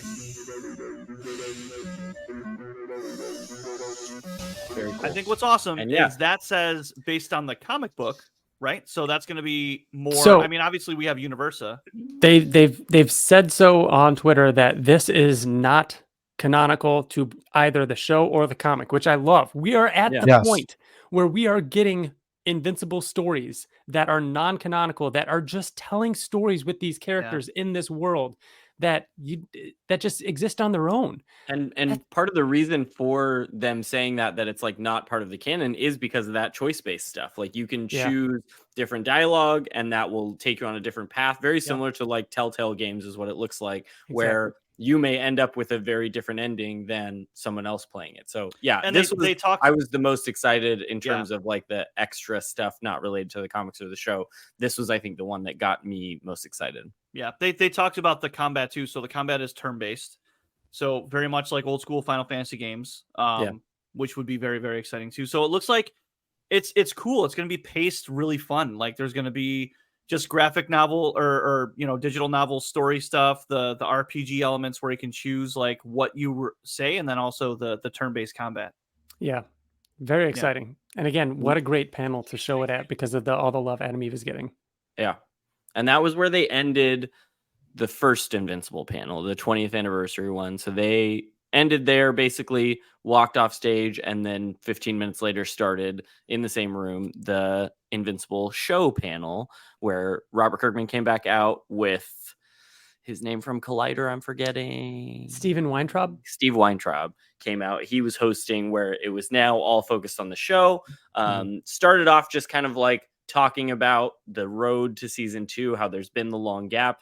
Kirkman did mention that because of what they're doing now and like the things they've set up sort of behind the scenes as they're working on season 2, that he said there will never again be a gap of that length between any season of Invincible again, talking about how long it's been between 1 and 2, which is super exciting, especially the way he said between any season, not just between seasons 2 and 3, but like that to me read as, we're feeling confident that if the show continues to do well in season 2, we're going to hear about a green light for season 4 so that they can start working on it. Like, unless the studios have something to say about it. He did say that, knowing that there's a writer's strike going on right now. True. And an actor's strike. Yeah, fingers crossed. But again, that's out of his control and out of the plan. Like the plan is all things being like what they are, there shouldn't be. That's for sure, though. It should be noted that season 3 will not be delayed because of the strikes. Shouldn't be. Yeah. They are done. He did say they were done with voice recording for season 3, but he confirmed that season 2 and 3 are both going to be 8 episodes each. So just like the first season, and that the episode length would still be the same. They're not changing any of the format of what the show was. He also kind of mentioned the sort of rearranging of storylines in season 1, how they pulled stuff in from later to be earlier so that they could do the Omni-Man story the way they did, with it starting in the first episode and ending in the 8th episode. And he said that there's not going to be as much of that in the future seasons, which is kind of exciting. Yeah, like this is a thing that, and I may be wrong, but I kind of got the impression that like there was a little bit of a Walking Dead thing in there where he was like, we kind of learned from the, we're not straying too much. And it was like, okay, maybe. I think they're going to I don't think that means they won't at all deviate. Oh yeah. But I think they are sticking, they are wholly sticking to the comic as its source material. They are not diverting in any extreme ways. Of course, they'll still do things, I'm assuming, that will make sense. We're not going to get, if they followed it exactly, we'd have 30 seasons of this show. There are major differences, but it still holds the heart of Invincible. Exactly. I was just doing rereading some of the earlier stuff, and like one thing that I didn't even realize and didn't even really hit me was Mark didn't even meet Cecil until after the fight with Invincible and Omni-Man already left Earth. Yeah. They didn't even meet until after that. Yeah. That's crazy. Yeah. And think about how natural that is. Like, how they worked that into the first season with Omni-Man getting hurt, which again, and being captured after killing the Guardians, like all those things just work so well and seamlessly that it doesn't take away from what Invincible is. So those kind of changes, of course, we're like all on board for. So it was interesting that he made a point to say, though, that they are not straying much from the comic. Yeah. And then that was when he kind of talked about the poster, how he's like, we had a very not so subtle hint that Duplicate's numbers were 11 and 3, confirming that is the release date for the first 4. Well, it's going to be weekly release. We need to talk about this. The first episode, and then you're getting taken out of 4 episodes weekly throughout November, basically. And that after the 4th episode of season 2, they're taking a break. It'll be through the rest of the year, and then the last 4 episodes will return in early 2024. Okay. First up, the date. We were all wrong, putting that out there. Nobody guessed November 3rd. However, TJ might have mentioned November 3rd in a roundabout way because he said something along the lines of hoping that it wouldn't be. That's literally I said that's the only date I don't want it to be, because that's the week, that whole week leading up to it, I'm going to be away on vacation. So it's going to make podcasting very difficult. We'll see. It's the one episode that obviously, I definitely do not want to miss podcasting about. And so we'll figure it out. I mean, if I have to record from out of state. No, that's why we got Wyatt, it. TJ. You're good. You're good. We can be down one person. But you can email us your thoughts, TJ. 4 episodes, and then a break, and then 4 episodes. And more importantly, 4 episodes all releasing weekly. Robert Kirkman mentioned that he wants it to be appointment viewing. He wants to talk about it. I agree with this. He does not want 3 episodes dropped and then we only get a few more episodes of the weekly excitement. That ended too fast last time. Yes. Yeah. And not only that, he but said you need a week. The way episode 4 to digest is going to be like you're going to need to recover over it. He said you're going to need to go spend time with your family and have them hug you and comfort you after what you just saw. Yeah. Could you imagine if season 1 didn't do the first 3 episodes? If it ended with that fucking crazy fight with the Guardians and then just left everybody hanging for a week? I mean, they could have done it. They could have done it. I know, but it worked. Regardless, we could say what if, but it worked. Right now, because then people got to binge and keep going and then they're hooked. Now, though, we don't need to hook them. They're already hooked. Now it's like spread it out. What are your guys' impressions of this gap, though? And how long is too long for this gap? Because we've got, we're going to get the first week of December, and then it goes away. Which I think is fine because go ahead, Wyatt. So I'm obviously we'd love for it to continue just through all 8 right away. I think part of it that I'm hopeful about, which is just me sort of speculating as well, though, is that break will make the wait in between season 2 and 3 even shorter. Like if I could see it possibly being that that break allows them to still do season 3 in November of 2024 and follow the same kind of schedule. And then we're on this yearly base with, November is when a season starts. And then in late January, February is when the seasons wrap up. And that I would be really excited by. And as long as, they seem very confident in that 4th episode is going to be a big one too. And if that's the case, I think that will give us enough to feel like we got something meaty in those 4 episodes and be okay taking a break, especially knowing that it's not, another 2 years before we see more of it like at the end of season 1. Yeah. We're going to get Invincible 2 times in a year with this format. And I think honestly it was more or less Robert Kirkman being respectful of our time because he knows how busy we are when the show comes out and we wouldn't be able to record as much, during the holiday season. So thank you, Robert, for doing that for us. Again, I'm hoping that it is December and then it comes back January 21st would be a great second. What I mean? January 21st? Well, I mean, let's make predictions. Wait. 22nd. Is it 22nd? Are you alluding to the Invincible anniversary? Yeah. Is it 22nd? Yeah. Yeah. But it's probably not on a Friday. But what I'm saying is it won't be 22nd. I'm hoping it's end of January. But I think it's going to be. I think it's going to be closer to February. It'll be the 12th. So the 1st is a Monday. The 5th is that Friday. It will return after breaks. It'll return the 12th, and then it'll end the first week of February, which is February 12th. That'll be when the season finale airs. Man, I don't know. I'm going to guess it'll be later. I'm going to guess that it comes back February 9th, which is a Friday. That's where I'm. Dude, you think it's going to be February? I was going to say 9 or 16. Yep. You guys are out of your mind. Make it worth it. No way. I mean, not only are they getting late January. Not only are they avoiding holiday season, but that's a few extra months. Just a few months will make a big difference to the animation team. It'll make a big difference. It'll make a big difference for writer strike delays. Like, I think they might take advantage of that little break and move it a little bit longer. I hope not. I hope I'm wrong.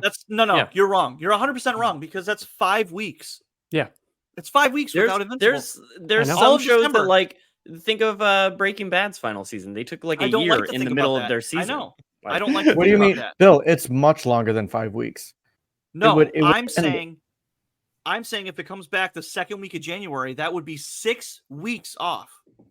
Right. Which this is not Breaking Bad, guys. This is not the final. This is the second season of an animated R-rated show. Like, they can't take that long of a fucking break. February? No way.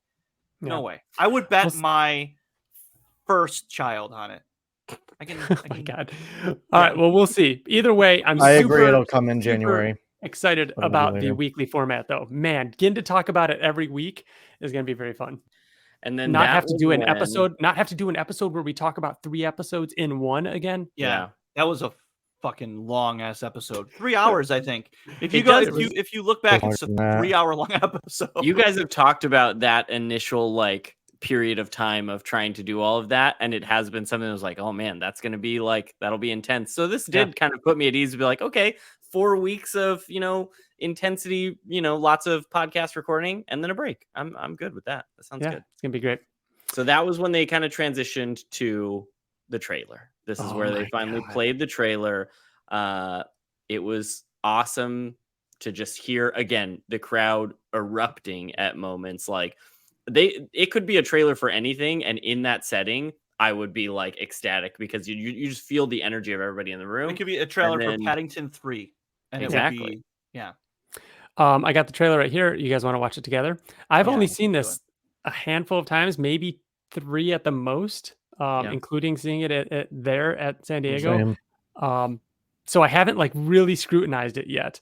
I know there's a few lot we lines couldn't in there hear when we were in there because like something would happen, people would erupt and start. We didn't even hear what Omni-Man said. The last thing that Omni-Man said when he showed up, he had dialogue. Nobody heard. Ryan turned to me afterwards and goes, "What did he say?" And I was like, "I have no idea." We'll be watching it again in a minute. And it was loud. To be clear, it was very loud. It was loud. All right, here Ryan, we go. are you gonna pause it? How about we put our hands up if you want to?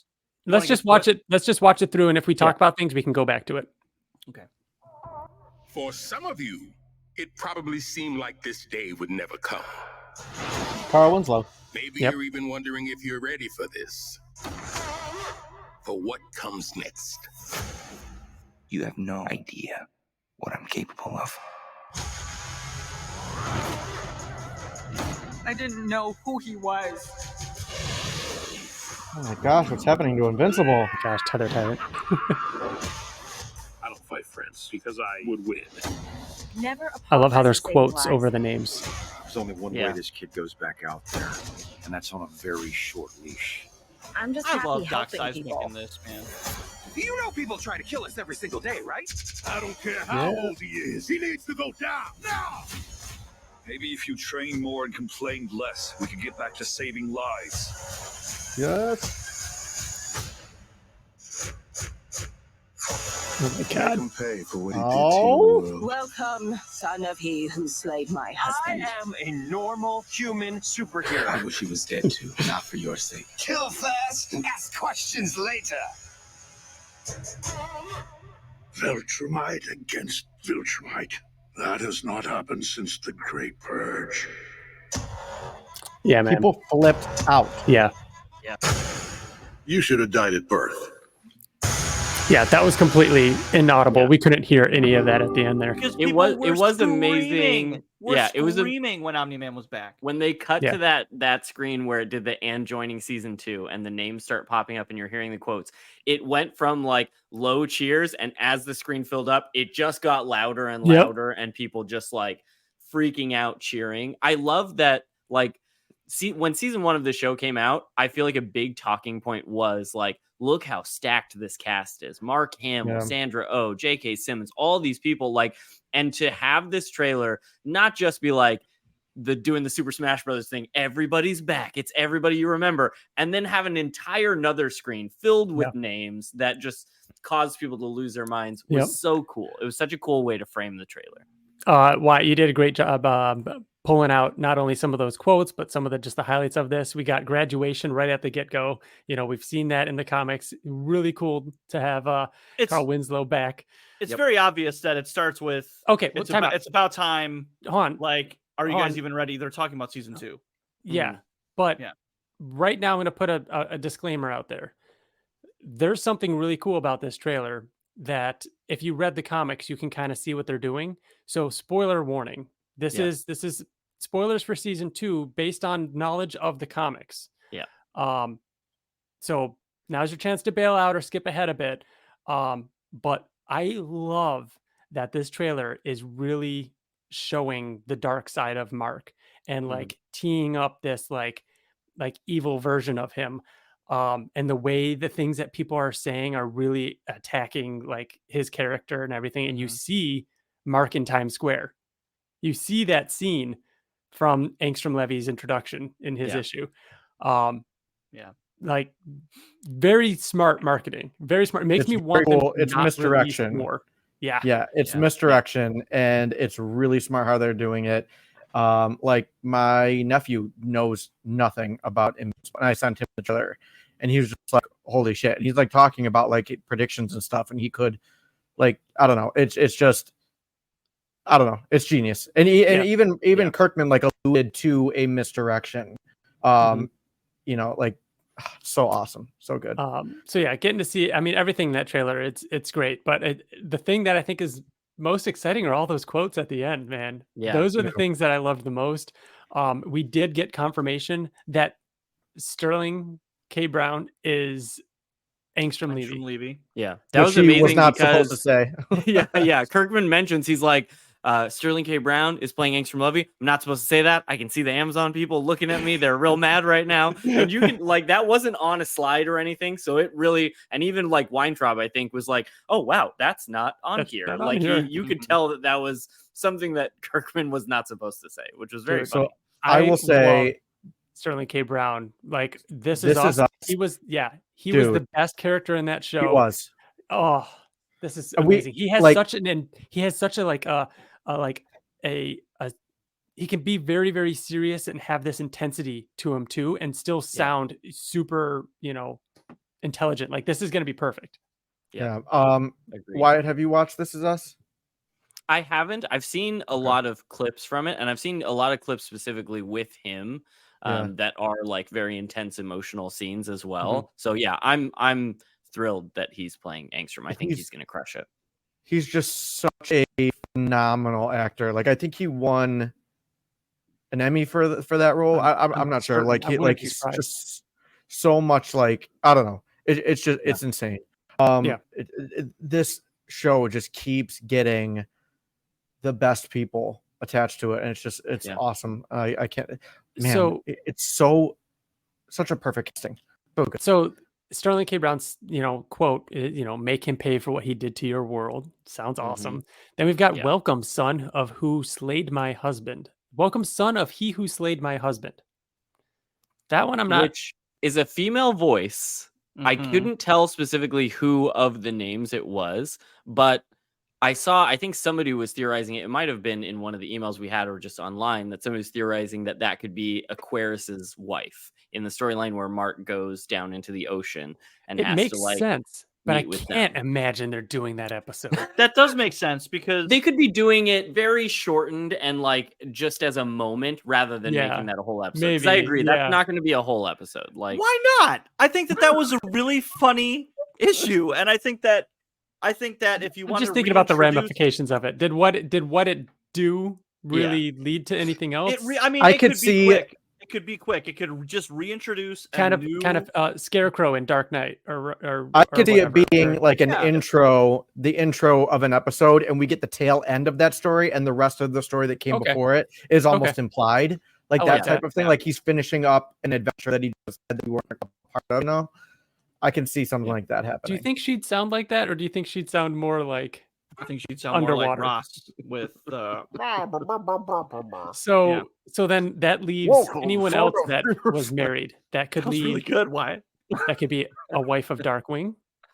Yeah, because we know we're getting Midnight City. That could be I don't think it was Olga. I think we would have picked up on her accent if it was the wife of Red Rush. Yeah, but I agree. we did see her. She got a good amount in season 1, so they've developed her as a character already. But they wouldn't play that as I got it. new people joining the season, right? Right. I got it. I fucking got it. Bill's got it. Donald was on the subway. Donald is married in the Donald comic was book. on the subway. Donald was on the train in the poster, the season 2 poster. Donald died in season 1. Donald is back. I'm just trying to think of who Omni-Man killed in season 1. That would be relevant. Interesting. It could be That could be fucking cool. Donald's wife. That would be cool. Huh. Then we, of course, also get the line, "I am a normal human superhero," which is very clearly Ben Schwartz. And very clearly would lead to, Shapesmith. him being Shapesmith, which I think is brilliant. It's Ben so good. Schwartz is the voice of Sonic the Hedgehog in the 2 new Sonic movies. Also, And he's John in, Ralphio in Parks and Rec. Yeah, Parks and Rec. He's great. So, He's so so I fun. have an email. I have an email here, and it says, "Hi, Invincible Podcast. This is Luis Cortez. I am a longtime listener, and I wrote once before last year. I mainly write to share my own thoughts on the recent Invincible announcements.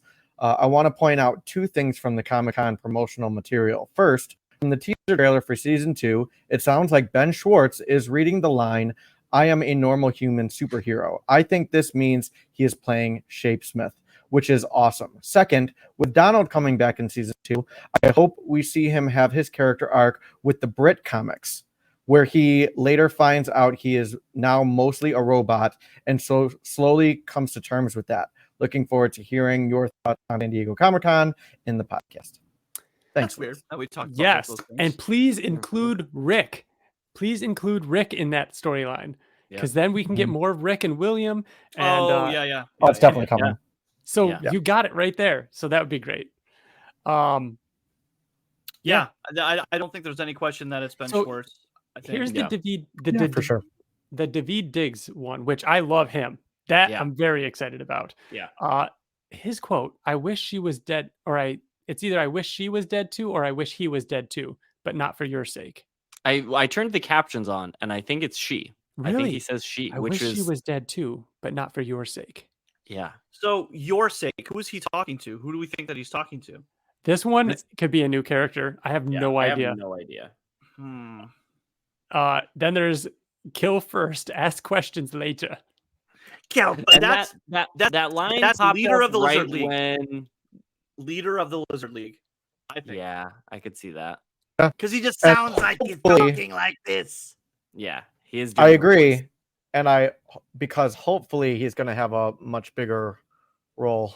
King for, Lizard with Rexplode. The Rexplode fans. Yeah. Then of course, Peter Cullen, Esthetus. Like Robert Kirkman talked about this. Not only did he get a character in Mortal Kombat, but he got to have Peter Cullen voice one of his characters. Like his like childhood nerd dreams are coming true. Hero, That's perfect. I want to know what he's perfect for him too. I want to know what Monkey Paw Kirkman found that allowed him this reality where he is publishing a new line of Transformers comics. Right. Peter Cullen is now in his show voicing a character that he created. Like it's so cool to see his genuine excitement. He was talking about how all the voice recording is done like over Zoom. So he was talking about just like staring at his computer screen, being like, "I'm so glad my camera's off so he doesn't see the faces I'm making while I'm reacting to him reading these lines." Like it's so cool that he's getting to, have this in his show. It's so cool. And then of course, J.K. Simmons is back. Yeah. With him saying you should have died at birth, which is a brutal way to end the trailer. Yeah. But then we got to see an exclusive clip, which as far as I know hasn't leaked online, it isn't released or anything like that. So we got to see a clip. This is you see a couple scenes of this in the trailer. But it is Mark getting a call from Cecil and flying towards Midnight City. Looks just like it does in the comics. You could see it in the trailer. And then there's a brief like comedic bit of Mark flying in and out of Midnight City and it going from day to dark. And it was a fun little bit. He flies past the 2 people that Darkwing attached. With the magnets, the magnet cuffs. With the magnet cuffs. That was great. And then he sees Darkwing 2 the second Darkwing, they have their little bit back and forth. This was like straight out of the comics, guys. Like this was like they have their bit back and forth about how calling him a sidekick is degrading. And then like Cecil says, okay, bring him in. They fight, and Darkwing is doing the thing where his predecessor was working on this this new exosuit. Yeah, that helped him like be stronger, and he also can move through shadows now. He pulls Invincible into the shadow realm or Shadowverse or whatever it was called. Well, isn't that just a power that he has? Like it's not unrelated. It's not. It's not explained in the comic books. This is one like fan fiction-y thing I've ever written, was like why he can do this, but it is not. It's not because of technology. I think that it's literally his power. You think the second Darkwing has that innate power? Yes, kind of ability. So he can do that, and he traps Mark in there. We still have the scene of him threatening to leave Mark and not letting go of Darkwing. And this was the part where it like ends, because Mark is like, he gets mad at Darkwing for calling out his father. Yeah. And Mark's like calling him Omni-Man's son. Yeah. Yeah. And at the end, when he's like threatening to leave him there, and he's like, no, you wouldn't do it. You wouldn't do it. He's like, you said it yourself. I'm Omni-Man's son. You don't know what I'm capable of, or whatever. And that's in the trailer. Yeah. That's such a cool moment too, because to your point, it is very much straight out of the comic, like this confrontation. But that line and that dynamic of like Mark kind of taking offense to the idea that he's being called Omni-Man's son, and then using it kind of as a bluff. I feel like that's so packed with emotion, with Mark like struggling with, that's part of his identity now, and that's who people think of him as Omni-Man's son. And that kind of gets followed up with when they were asking Kirkman questions about it afterwards. Love this. And Kirkman said that if the first season is about Mark worried that he wasn't going to live up to his father and like that he couldn't be his father, the second season is about him worried that he actually is going to become his father. So he's having to be a superhero and deal with, oh, this is who I was trying to be, and this is who I was looking up to. So who am I? Like, what am I really going to become? That's so cool. That is in the comics. It's there, but it's not like at the forefront. And like Kirkman and the team getting to be able to write that, knowing where the story goes and where Invincible's lineage goes, and knowing that whole like feeling of that expectation and that fear of like, and like, that passing down, all those kind of things, like that's amazing. I'm so excited for that. And for them to really explore that and what he's dealing with, knowing that, that's going to be great. Yeah. So cool. They continued asking more questions after that. Kirkman confirmed that there's not really a time jump between seasons 1 and 2. Like it could be the next day, basically. Yeah. And then as they're talking about it, I think they had to like show him the prompter of like what they were supposed to announce next, or how he was supposed to tee it up. And he of course did the whole, but November 3rd, that's so far away. So far Wouldn't away. you guys like to watch something today? Wouldn't you like to watch something right now, like tonight at Comic-Con? And they of course announced the Adam Eve special episode, that it would be available that day, and that they were doing a screening at 10 p.m.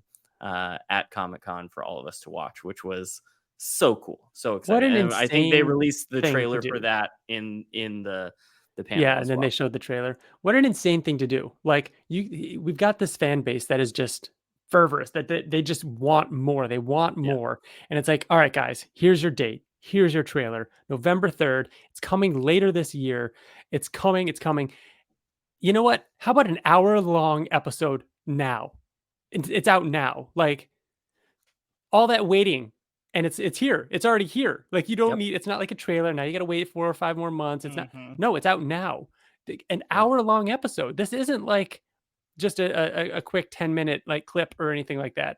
Yeah, that nobody expected. Incredible. I can't believe they pulled that off. I can't believe that something like that didn't leak. So cool.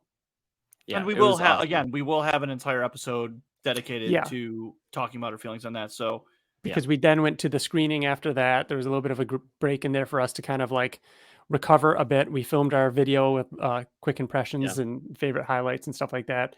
Going to the screening was a ton of fun. They gave us these incredible posters. Bill, I still have yours. Yep, you do.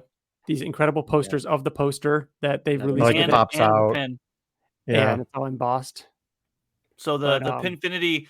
So fun thing with these Pinfinity pins is that if you download the app and it's kind of like a QR code. You take a video of the pin, a video pops up, and it's really, really fun. It's really cool.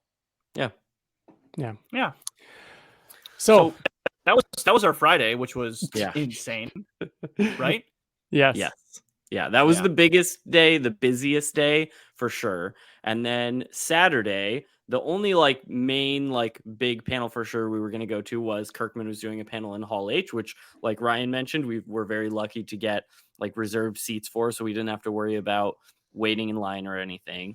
And yeah, that was, in terms of content that was being announced there, most of it was pretty much everything that they had already announced in the other panels. Mm-hmm. We had talked a little bit about this, that I think Hall H was, having some panels being put together probably a little bit later than they typically do because of the whole actor strike and the writer strike and everything, that it seemed like Kirkman, I would assume Kirkman probably volunteered to be like, hey, let's go over all the things we're announcing in another panel in Hall H. Knowing what they knew, I wouldn't have been surprised if they're like, oh, writer strike and we're still putting together these panels. All right, Invincible is now in there. Because from what we were able to see and hear and can tell, the Invincible panels were packed. They were sold out. They were past capacity. They could have filled Hall H. They will probably be in Hall H next year, which is ridiculous. So it was so cool to go into Hall H and just see the room where it happens. You know what I mean? Where the Marvel movies and DC movies and everything are now. Hall H was incredible. It was incredible. So when you walk in, there's probably 40 or 50 rows in the back that have three or four monitors that are right there for you to see. You can't even barely see the stage. It's so deep. It's so deep. Yeah. And then you get in, and then there's two more huge, gigantic monitors, and then there's the stage. And then the main stage with its own huge movie theater sized screen.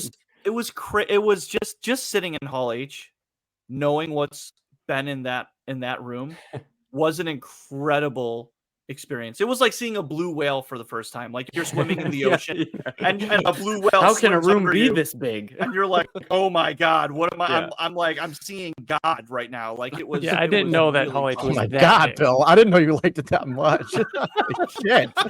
Hell. I mean, I just don't like God that much. It's the sound system inside Hall H. I was genuinely concerned that I was gonna have hearing damage when we left. It was so aggressively loud that they played the trailer and I still couldn't focus on half the lines that were said because I was concerned that my eardrums were gonna rupture. It was crazy.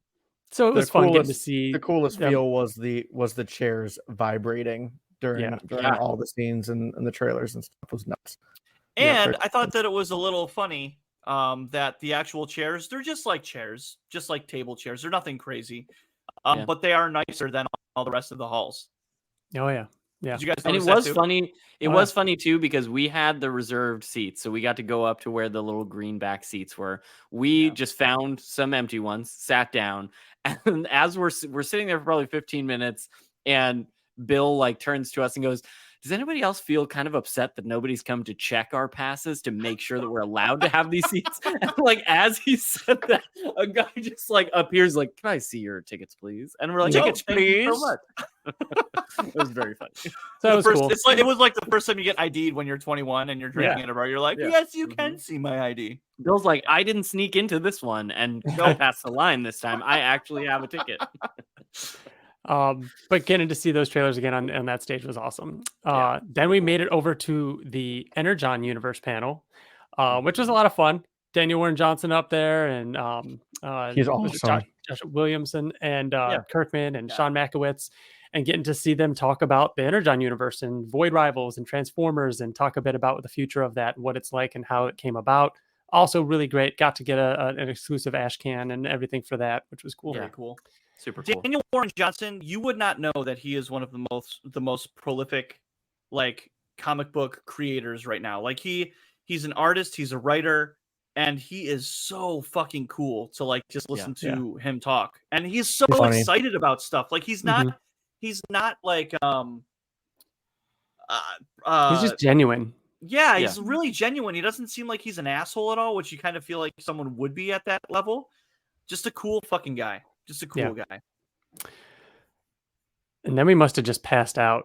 I think we just that was a lot. I know we got food and we walked around. Also, outside of the convention, like Mitch told us this going into San Diego Comic-Con, that basically the entire downtown area shuts down. Like streets were closed. There's all these, themed activations happening. Restaurants had like themed around certain shows and whatnot. So I'm sure throughout Saturday and Friday, we had moments where we're walking around getting food, doing other stuff. They're not shut down. They're wide open. The streets are shut down. The streets are shut down for the cars. Is what the streets were. I mean, honestly, guys, it was as busy inside the con. Some parts were so congested you couldn't like move. Yeah. You couldn't move. You were in line to get out of wherever you were, and that's how downtown was at some points. Like you couldn't walk, but it was really fucking cool. I have a gripe though. And I'm gonna say it for all the people that are all vendors in it. Yeah. Just crowded with people after the con ended. Just thousands of people. They all have money in their pockets and they're all hungry. And every bar and every restaurant closes at 10 p.m. Come on. You're missing out on so much money. We were so hungry and we walked for so long to like just go back to the hotel and get like quick service. It was that was surprising. For longer. To be fair, TJ, there was someone at every corner spinning a sign saying that Subway Sub Shop was open 24 hours. They were the only ones open. They were the only ones so open. Much money. They had to have made so much money. Oh, yeah. They could just be open for those 4 days and then close for the rest of the year and be all right. Yeah. Yeah. So then there was the final day, Sunday. Wyatt, you and Nicole headed home. We had to leave. Our flight was at like 2. So we met up with you guys in the morning just to like check in, say our goodbyes. We got to say bye to Ryan Ottley and me, TJ, Bill, and actually Mitch got to go meet and say hi to Ross Marquand, the voice of several characters in Invincible, including Immortal and Aquarius. And he was absolute delight to talk to. He is such a cool guy. He spent so much time with every single person in line. Awesome. Yeah. There was a pretty decent line, and he just took the time to talk to everybody that took the time to wait in line to talk to him. You know what I mean? Like whether they wanted a selfie or a signature. He was super personal too. Like he was asking questions about us, and he was engaged, and he wanted to know about us. He wanted to know like even not even specifically about the podcast or anything. It was just engaging in conversation. We were the first people to ask him about Invincible, which is awesome. First. Yeah. Okay. Because I asked him if it was the first, and he was like, "No." Like it. I got the impression there weren't many, but he's coming to our town, like our area, in a few months, so we might get a chance to meet him again, which would be great. But all around good guy. Glad we got a chance to talk to him. And then Sunday, so that's what I'm talking about. Yeah, we had been reaching out to try and get a chance to be part of the interview circuit for Robert and Corey and Ryan, if they were doing any interviews or things after the panel. But it didn't work out, whether we were just too late to reach out or what. We didn't get to actually do an interview with them and sit down and record anything. So I was able to get in touch with him, and he tried to meet up with us. And the only time that was available was Sunday towards the end of the day, pretty much before we were leaving. And before he was leaving. And so we made it a point to meet up at his hotel. We went down to the lobby, and he turns the corner, and he has Corey Walker with him. So there's a very infamous clip that we posted where it's just us talking about what we would do to meet Corey Walker. And we didn't have to do any of those nefarious things. We just he just walked right up to us. And we had no idea. It was such an amazing experience to be talking to the two of them, and to Corey especially, guys. So it We've was been doing this for over 7 years. Just the fact that Kirkman too, like, took the time. He even told us, he's like, "Hey, I'm heading to a panel that I really want to see, but I wanted to make time to talk to you guys.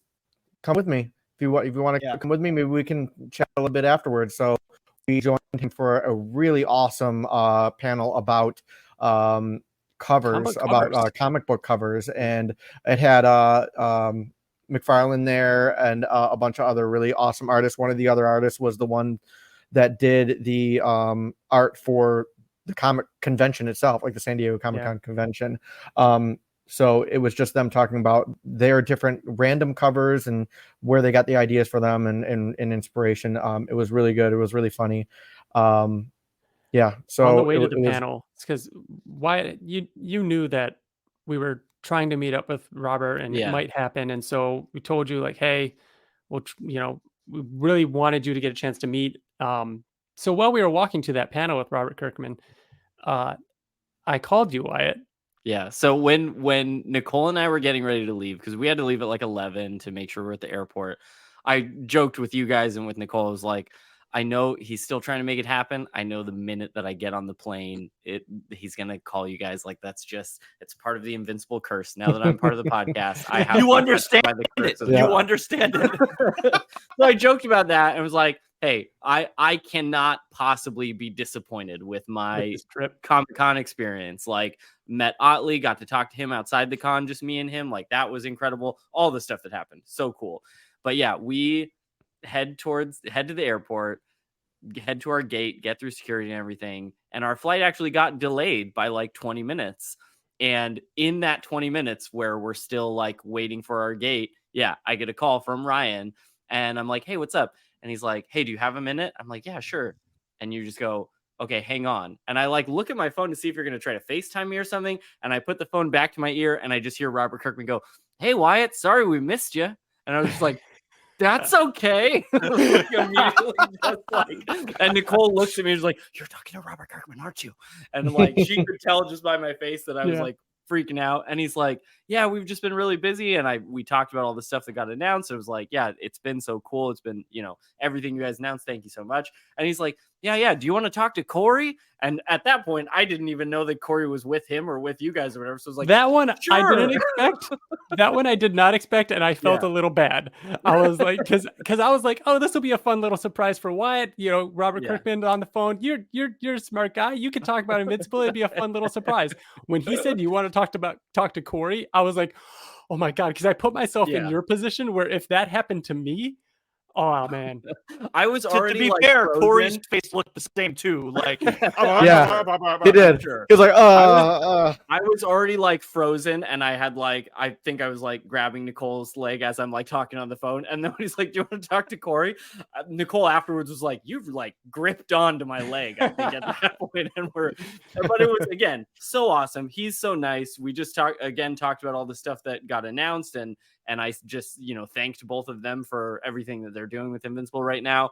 And he was just like, yeah, thank you for liking it and for consuming it and all that stuff. It was incredible. And then literally hang up with you guys and they're like, okay, time to board. And I'm just like walking on the plane like, what just happened right now? At least it was probably the fastest flight ever because you just sat there and like this. I don't remember half the flight because I was just sitting there just like, oh my God. I have to say this, and I think we may have joked about this, but the first time we met Robert Kirkman at New York City Comic-Con years ago, the same fucking thing happened. I was on the phone with Liz after we met him, and he was walking up. He's like, "Oh, who are you talking about? You telling somebody all the secrets that I just told you?" And then I'm like, and I handed him the phone, and it was Liz. And she talked to Robert Kirkman for probably 3 minutes, and then came back to me. She's like, "Who was that?" And I'm like, that was Robert Kirkman. She's like, no, it wasn't. Shut up. I told him the whole time that it wasn't Robert Kirkman, and I thought it was somebody joking. And I'm like, no, you literally had a conversation with Robert When Kirkman said, do you want to talk to Corey? I thought he was joking and that he was going to hand the phone to Bill. and Bill would just be like, "Hey Wyatt, how's it going?" And it was going to be all just like them making a joke. So when I could tell it wasn't Bill, I was like, "Oh my god, this is really Corey Walker that I'm talking to right now." Yeah, it was amazing. It was such a perfect was just incredible way to be like, and that is my San Diego Comic-Con exactly. trip. Go get on the plane and like, you get off the plane into the convention. It's like, "Hi Ryan Ottley," and then you're like boarding the plane. It's like, "Bye Corey Walker." Perfectly bookended. Incredible. Awesome. So cool. What a trip, guys. What a trip. That was insane. The last couple of little things we had. Go ahead.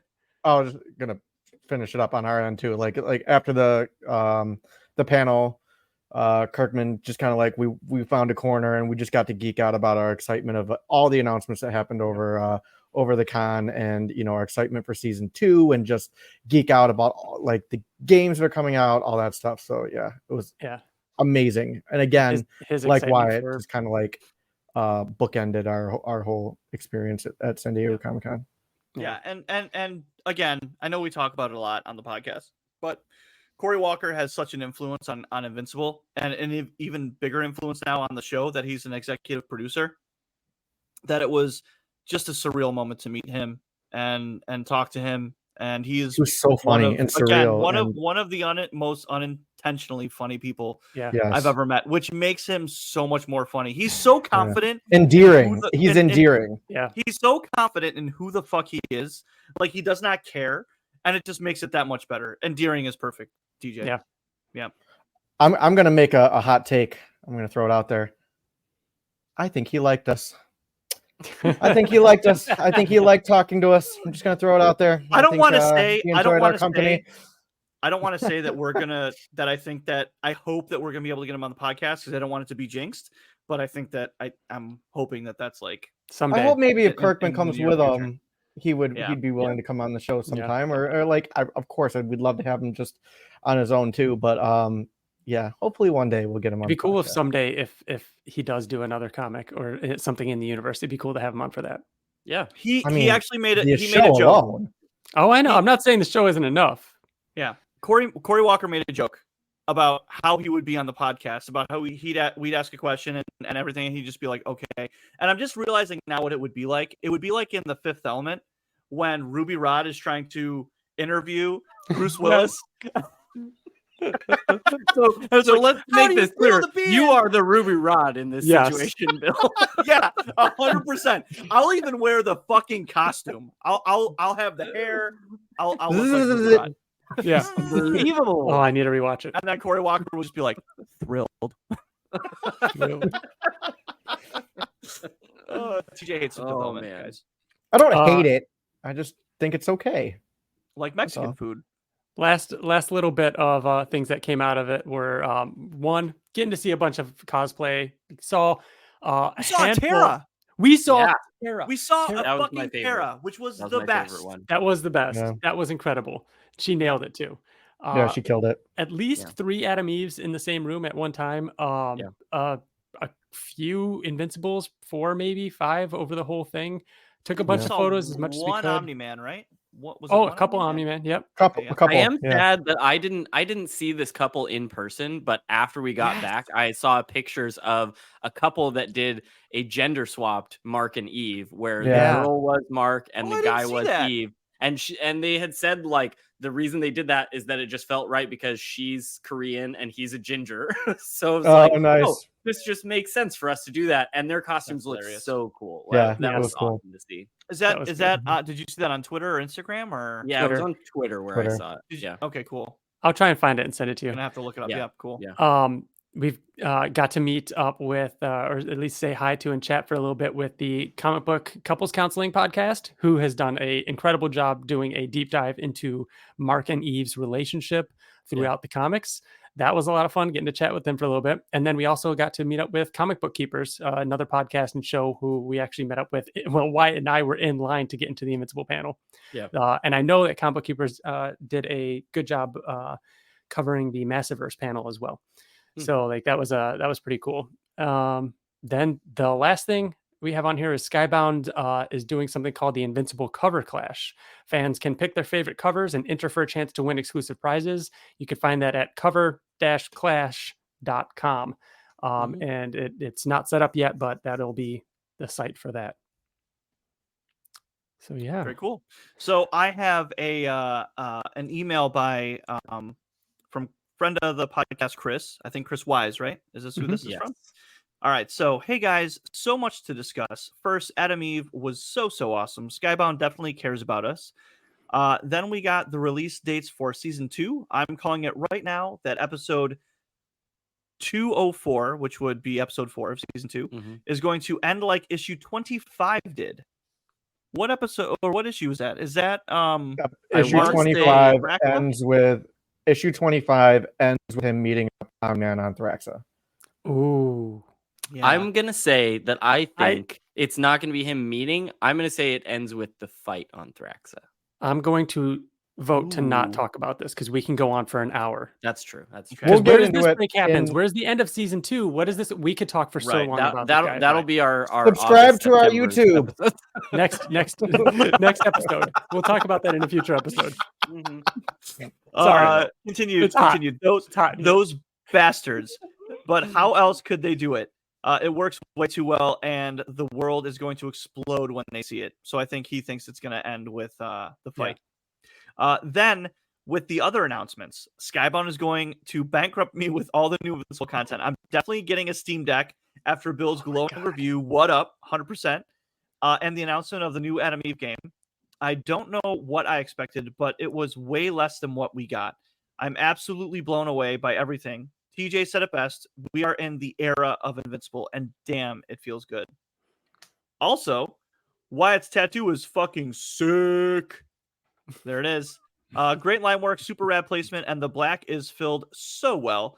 Crazy coincidence, though, because I got a new tattoo myself. See pictures. And we can probably post them I'll here. put them in. Yep. Yeah. Let me see here.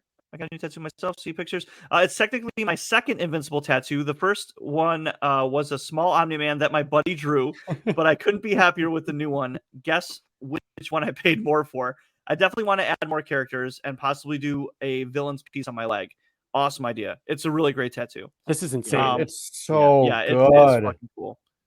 Let me know what you guys think and which characters to do next. As always, stay awesome. Love, Chris. I also have to plug my artist because he was so good.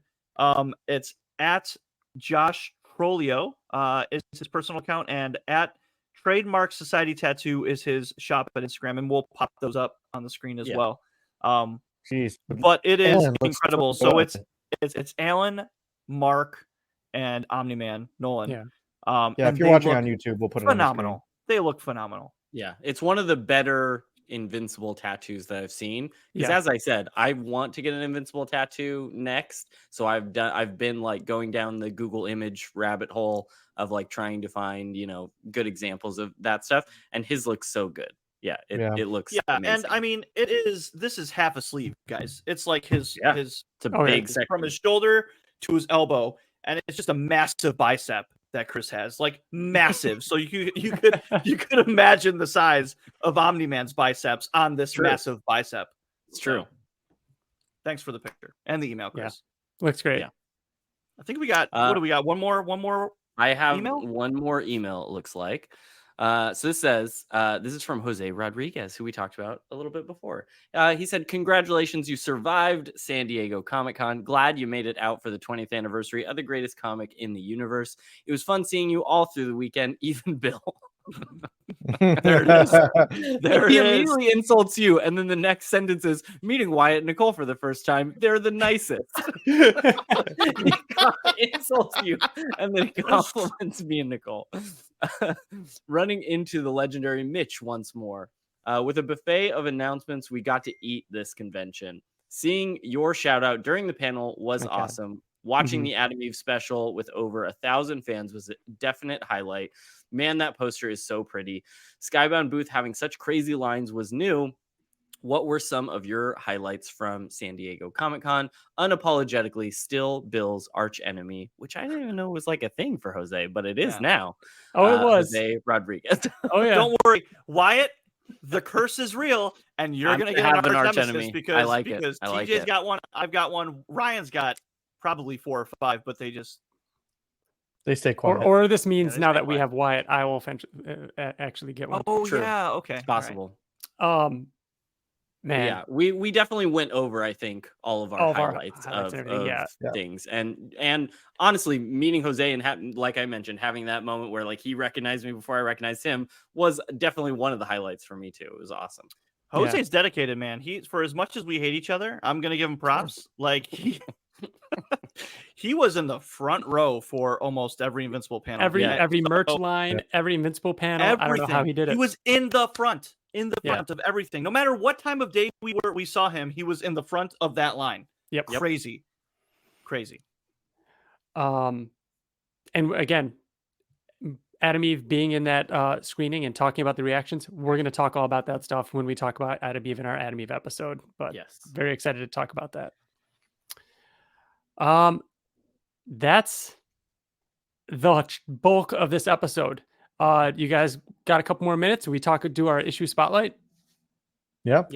Let's do it. Let's do it. All right, TJ. All right, you are up as our. So if you're just finding us, if you haven't listened to the last couple episodes, Issue Spotlight is a new segment that we've been doing over the past couple episodes where we just pick, each of us take a turn picking a random issue of Invincible, and it's typically random. And we just go over it. It's not random. We try to make it somewhat random, but whoever's turn it is to do it is choosing what issue to do. And we just go over that individual issue, and it helps highlight some of the bigger issues or some of the lesser known issues, and do like a recap. It's our way of doing a recap. So it's my turn this week, and this week I chose. I'm gonna guess. I don't know the issue, but I know what happens in the issue, and it is the King Lizard shooting Rex in the head, and Rex losing his hand. That's what you picked. Call. I don't know what issue it is, but that's the one you picked. That's a good one. You're so obvious. You're TJ so looks fucking like obvious. Right. Yeah, he's Is that it, TJ? Is that it? No, that's not it. I knew that was going to be a guess, though. Okay, I knew that was going to be a guess. I have a guess. It's either that or the death of Rex. This was the issue that Ottley said was one of his favorites when they asked him, which is issue, I think 63 is what he said. And I know that is one of your favorite like covers. And I remember when Ottley said that, I feel like I heard you down the road being like, yes. And being like, that's not the bulletproof one, is it? No. Oh, that's okay. that's Conquest. Yeah, Conquest fight. Yeah, it's one of the Conquest issues. Is that it? No. TJ would not pick a Conquest. All right, then I'm going to round out with the third issue that is TJ's favorite, even though I don't think this is it either. But what is it, 33? Angstrom Levy? That would also be a good one, but no. Yeah. However, we did pick your like 3 top. Yes. Yeah, you did for sure. But we're gonna save those ones. I like that. But guys, I mean, San Diego Comic-Con was awesome, and the highlight of San Diego Comic-Con was meeting Corey Walker. Why would I not go with a Corey Walker issue? All right. Issue 128. Flax and Dimension. Nice. Nope. Those are in the 90s. Issue 128 was two issues after Reboot, and Corey Walker did a run between 127 and 132. And this was right around the time that we actually started doing the podcast. So our second episode, or our second issue that we reviewed live. So this issue, the previous issue 127, what happened in that one was Adam Eve told Mark that she had been with another guy in the 4 years. Don't remind me. Where she presumed Mark to be dead. So Mark was gone for 4 years. So that panel is one of my favorite drawings by Corey Walker, where she tells him. Yeah. So this issue actually. I'm sorry. That's just I just to recap. Like, imagine Adam Eve went without Mark for 5 years, but Mark went like a couple of days without Adam Eve, and he just has to accept the fact that she was with somebody else. Yep. That is so hard. Good for you, Mark. Good for you. Go ahead. Well, that's what this issue is about. Or somewhat. So it starts out with some members of the Coalition of Planets getting bombed by Ursel, who was sent by Thrag. So Thrag is still like in the middle of his, like he's just starting his takeover, or still in the middle of his takeover. we get Thrag talking to Urshel, like saying, you know, she's out there doing stuff. Then we get the pickup of where it left off on the previous issue, where Eve is talking about Kubian, who is the guy that she was hooking up with and had a relationship while Mark douchebag too. He's such a surfer douchebag. Mark was away, and Mark is, you know, sad about it, but he's grown too. Like he understands, like, hey, I was gone for years. Like I don't fault you for this, right? They hug. You know, this is the issue where we get Tara at her peak cuteness. Yeah. It starts with her, and she's talking to Eddie, which is her educational robot. Oh my God. And she's running around and she's picking flowers for Eddie, for this robot, right? And Eddie is like, oh, like the sunlight and photosynthesis work with flowers, and she's like, I don't care, I just want to play. She's having this whole conversation with him about that. And this is also an issue where Mark is trying to establish himself as her father, right? Getting to know this little girl that he missed out on so much time. And she just like, she doesn't care. She's just like, you're my daddy and I love you. And it is what it is. Like she doesn't even like no time has passed. Tara is just like, you're my daddy. You know what I mean? You're my dad. And he's just like trying to like play with her. And it's just so like easy. It's so easy. And she talks about how she wants to go pick, oh boy, I forget the names here. I forget what it is, but some kind of fruit that she wants to go pick with her dad. But she's like, but you know, it's kind of far away. And Mark goes, that's okay, we could fly there. And she goes, yeah, she's so excited. So he picks her up and he takes her in the air and she freaks out and she's like, no, no, no. So he puts her back down the ground and she goes, you're not supposed to fly me that high. And he goes, okay, we're back on the ground. It's okay. We don't have to fly. And she goes, no, no, no. I want to fly, just not that high. Like Kirkman writes so good. Little kids like so well. Like it's definitely something that like a little kid would say. This was like one of my favorite eras too, because like my kids were young. I remember if you go back to when we reviewed these issues, I just gushed over all of this. And I'm like, I've never read something that is so well written about kids. And it was awesome. I loved this fucking era. I loved it. This is probably the issue that made Tara, like, other than Mark, maybe Tara being my favorite character. Yeah, she's a hero. She's the hero. It's incredible. Yeah. We get another scene and they're coloring together, and Mark's like, can I use the blue marker? And she's like, no, I'm using that. And he's like, all right, can I use the yellow? And she goes, no, I'm using that too. And he's like, can I have the red one? And she just kind of like looks at him and smiles, and she goes, no more markers for you, daddy. And then he like starts tickling her. It's just so good. It's just like father daughter, like great feel good scenes. There's multiple of them in this issue. I just flipped through it. Multiple of those moments where it's like her smirk at him or Mark having a realization in a couple pages from this, like those silent moments where that you can just see that expression on the character's face, like they're thinking something. Corey did a great job with those. Yeah. Yep.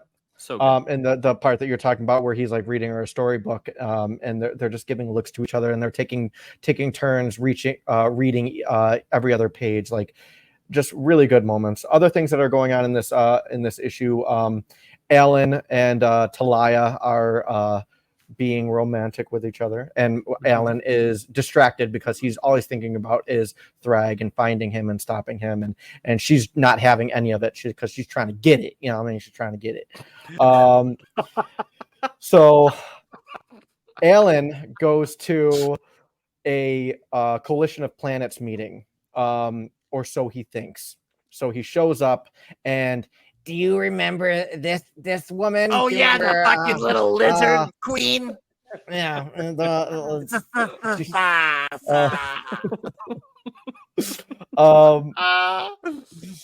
Yeah, that's the voice that we gave her. She probably sounds. Can't wait to see her in live in animated series. I had to take a moment and was like, she hasn't been in the live action series. No, that's me remembering listening to the podcast and you guys doing that is why I thought that was like Oh, gosh. So she's there and she's all by herself, and it's an ambush. It's Representative Alaya is her name, and she's there illegally. He even says like you're gonna have your seat taken away from you for trying to like falsify a meeting, right?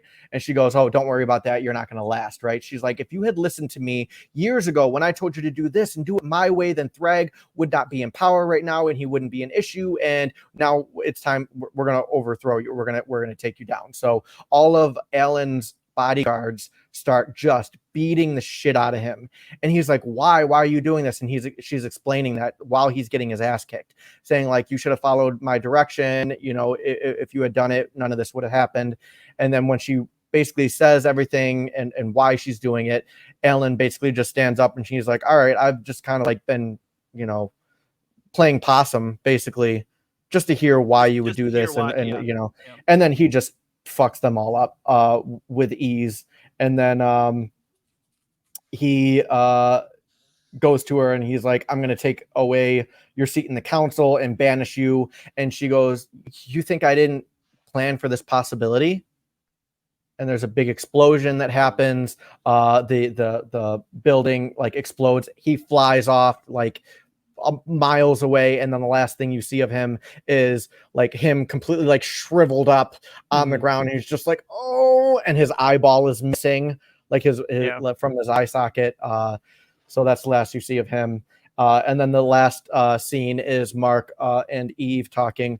And she's like, are you still sad about like my relationship with Kubi? And he's like, of course I am. I would be crazy not to be sad about it, but I can be sad and not put you in any fault either. But honestly, like the thing I'm most worried about is the fact that why hasn't anybody from Earth gotten back to me or gotten back about the news about the fact that I'm still alive? Like, we haven't heard anything from Earth. Like, I hope everything is okay. And then the final page is a full page spread of Omni-Man and Robot and the Immortal fighting a bunch of Viltrumites. Oh, the technicians. The technicians. Technicians, thank you. Technicians, yeah. Yeah, cool issue. The another shout out to the Comic Book Couples Counseling podcast. They covered this extensively on their episode that I listened to before San Diego Comic-Con, and just that whole relationship moment, like you were talking about, Bill, about how she kind of moved on and everything like that, and then the way Robert Kirkman wrote it into that children's story with the Apple and Doppel, and like the Apple was always looking for someone. She was looking for her Doppel, and she searched forever to find it, and when she couldn't find it, it made her really sad. And Mark is like hearing Eve read this, and he has this realization of like, oh shit, she waited. She probably waited for me. She tried to find me. She probably waited. It's great. It breaks that reaction down into like a couple different panels where you see Mark like pause and have that realization. What but it's he not put her just through. It's not just like a two-dimensional like moment where in like normal comic books where it's like, oh, this character cheated on this other character or this character moved on. Like, it's such a unique it's a unique perspective, because all this time passed for Eve, no time passed for Mark. How do those two people that experience two separate like reactions to this thing, how do they move forward from this without hating each other? And they did it, and they overcame it. So good. It still makes me sick to my stomach, though. Like, thinking about it. Sick to my stomach. Not only did they get over it, 5 issues later they get married. So like it was no issue. Like, I mean, they got through it no problem. I think that's kind of the point, though. They're like, let's stop this stuff from happening to us. We know that we're meant to be together. Let's just do it. Yeah. So good issue, TJ. Oh, good nice. issue. Great choice. So Corey Walker. All 4 of us have done an issue spotlight, which you'd think would mean it'd go back to Wyatt, but it doesn't. But it doesn't. We're going to do not. something different here for our 5th one, and then we'll go back to Wyatt and continue the cycle. But we're going to bring in a guest issue spotlight. And for this, for anyone that has made it to the end of this podcast, congratulations. God bless you. It's going to be you. No, we want a listener to write in with a issue spotlight. So make that the subject on the email. Just be issue spotlight, and just pick an issue, any issue you want, something that means something to you, something that was impactful, something that you were excited to talk about, and write, a paragraph or two about it. Like, this is your chance to write a long email. Like, we're not going to read it before you. We're going to open it up and we're going to pick one randomly. And if we don't pick yours, write in a few months when we do it, when we get to the end of the cycle again. And we just think it'd be cool to let somebody else talk a bit about an issue. It could be an email or it could be a video. Even better. Even better, TJ. Better. If you could, if you want, shoot us an email, including an audio or video link, and we'll include that in our next main episode. But that's it. That does it for our big post San Diego Comic-Con episode. So much, guys. So much. That was ridiculous. Like, we could have talked for even longer about the actual con experience. We were 1,000% holding back. Oh yeah, there was so much. But I think we did a good job getting through it all.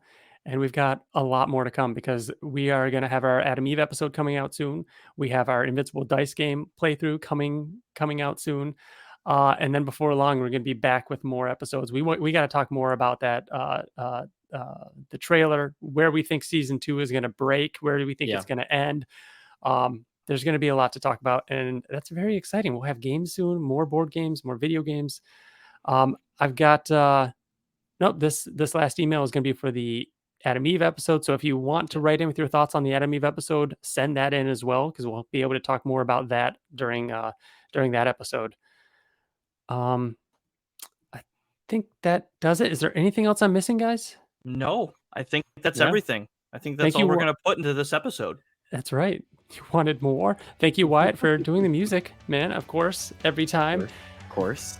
And TJ, Bill, this was fun. You want to do it again next year? I don't want to talk to you guys for at least 3 weeks. No, we have to record the Adam Eve special. We've got to record that episode. I know. Of course I want to do it again next year. That would be awesome. I want to go to San Diego Comic-Con every year. I'm hooked. All right. Thank you guys all for listening. Thank you for making it this far. It's going to be a fun year, and we'll see you next time.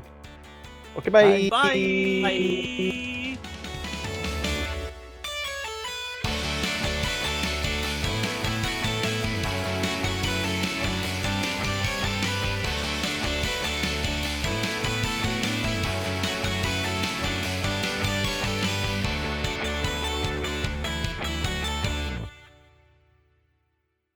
I'm trying to get ready for the intro. I'm good. I gotta have that positive feeling.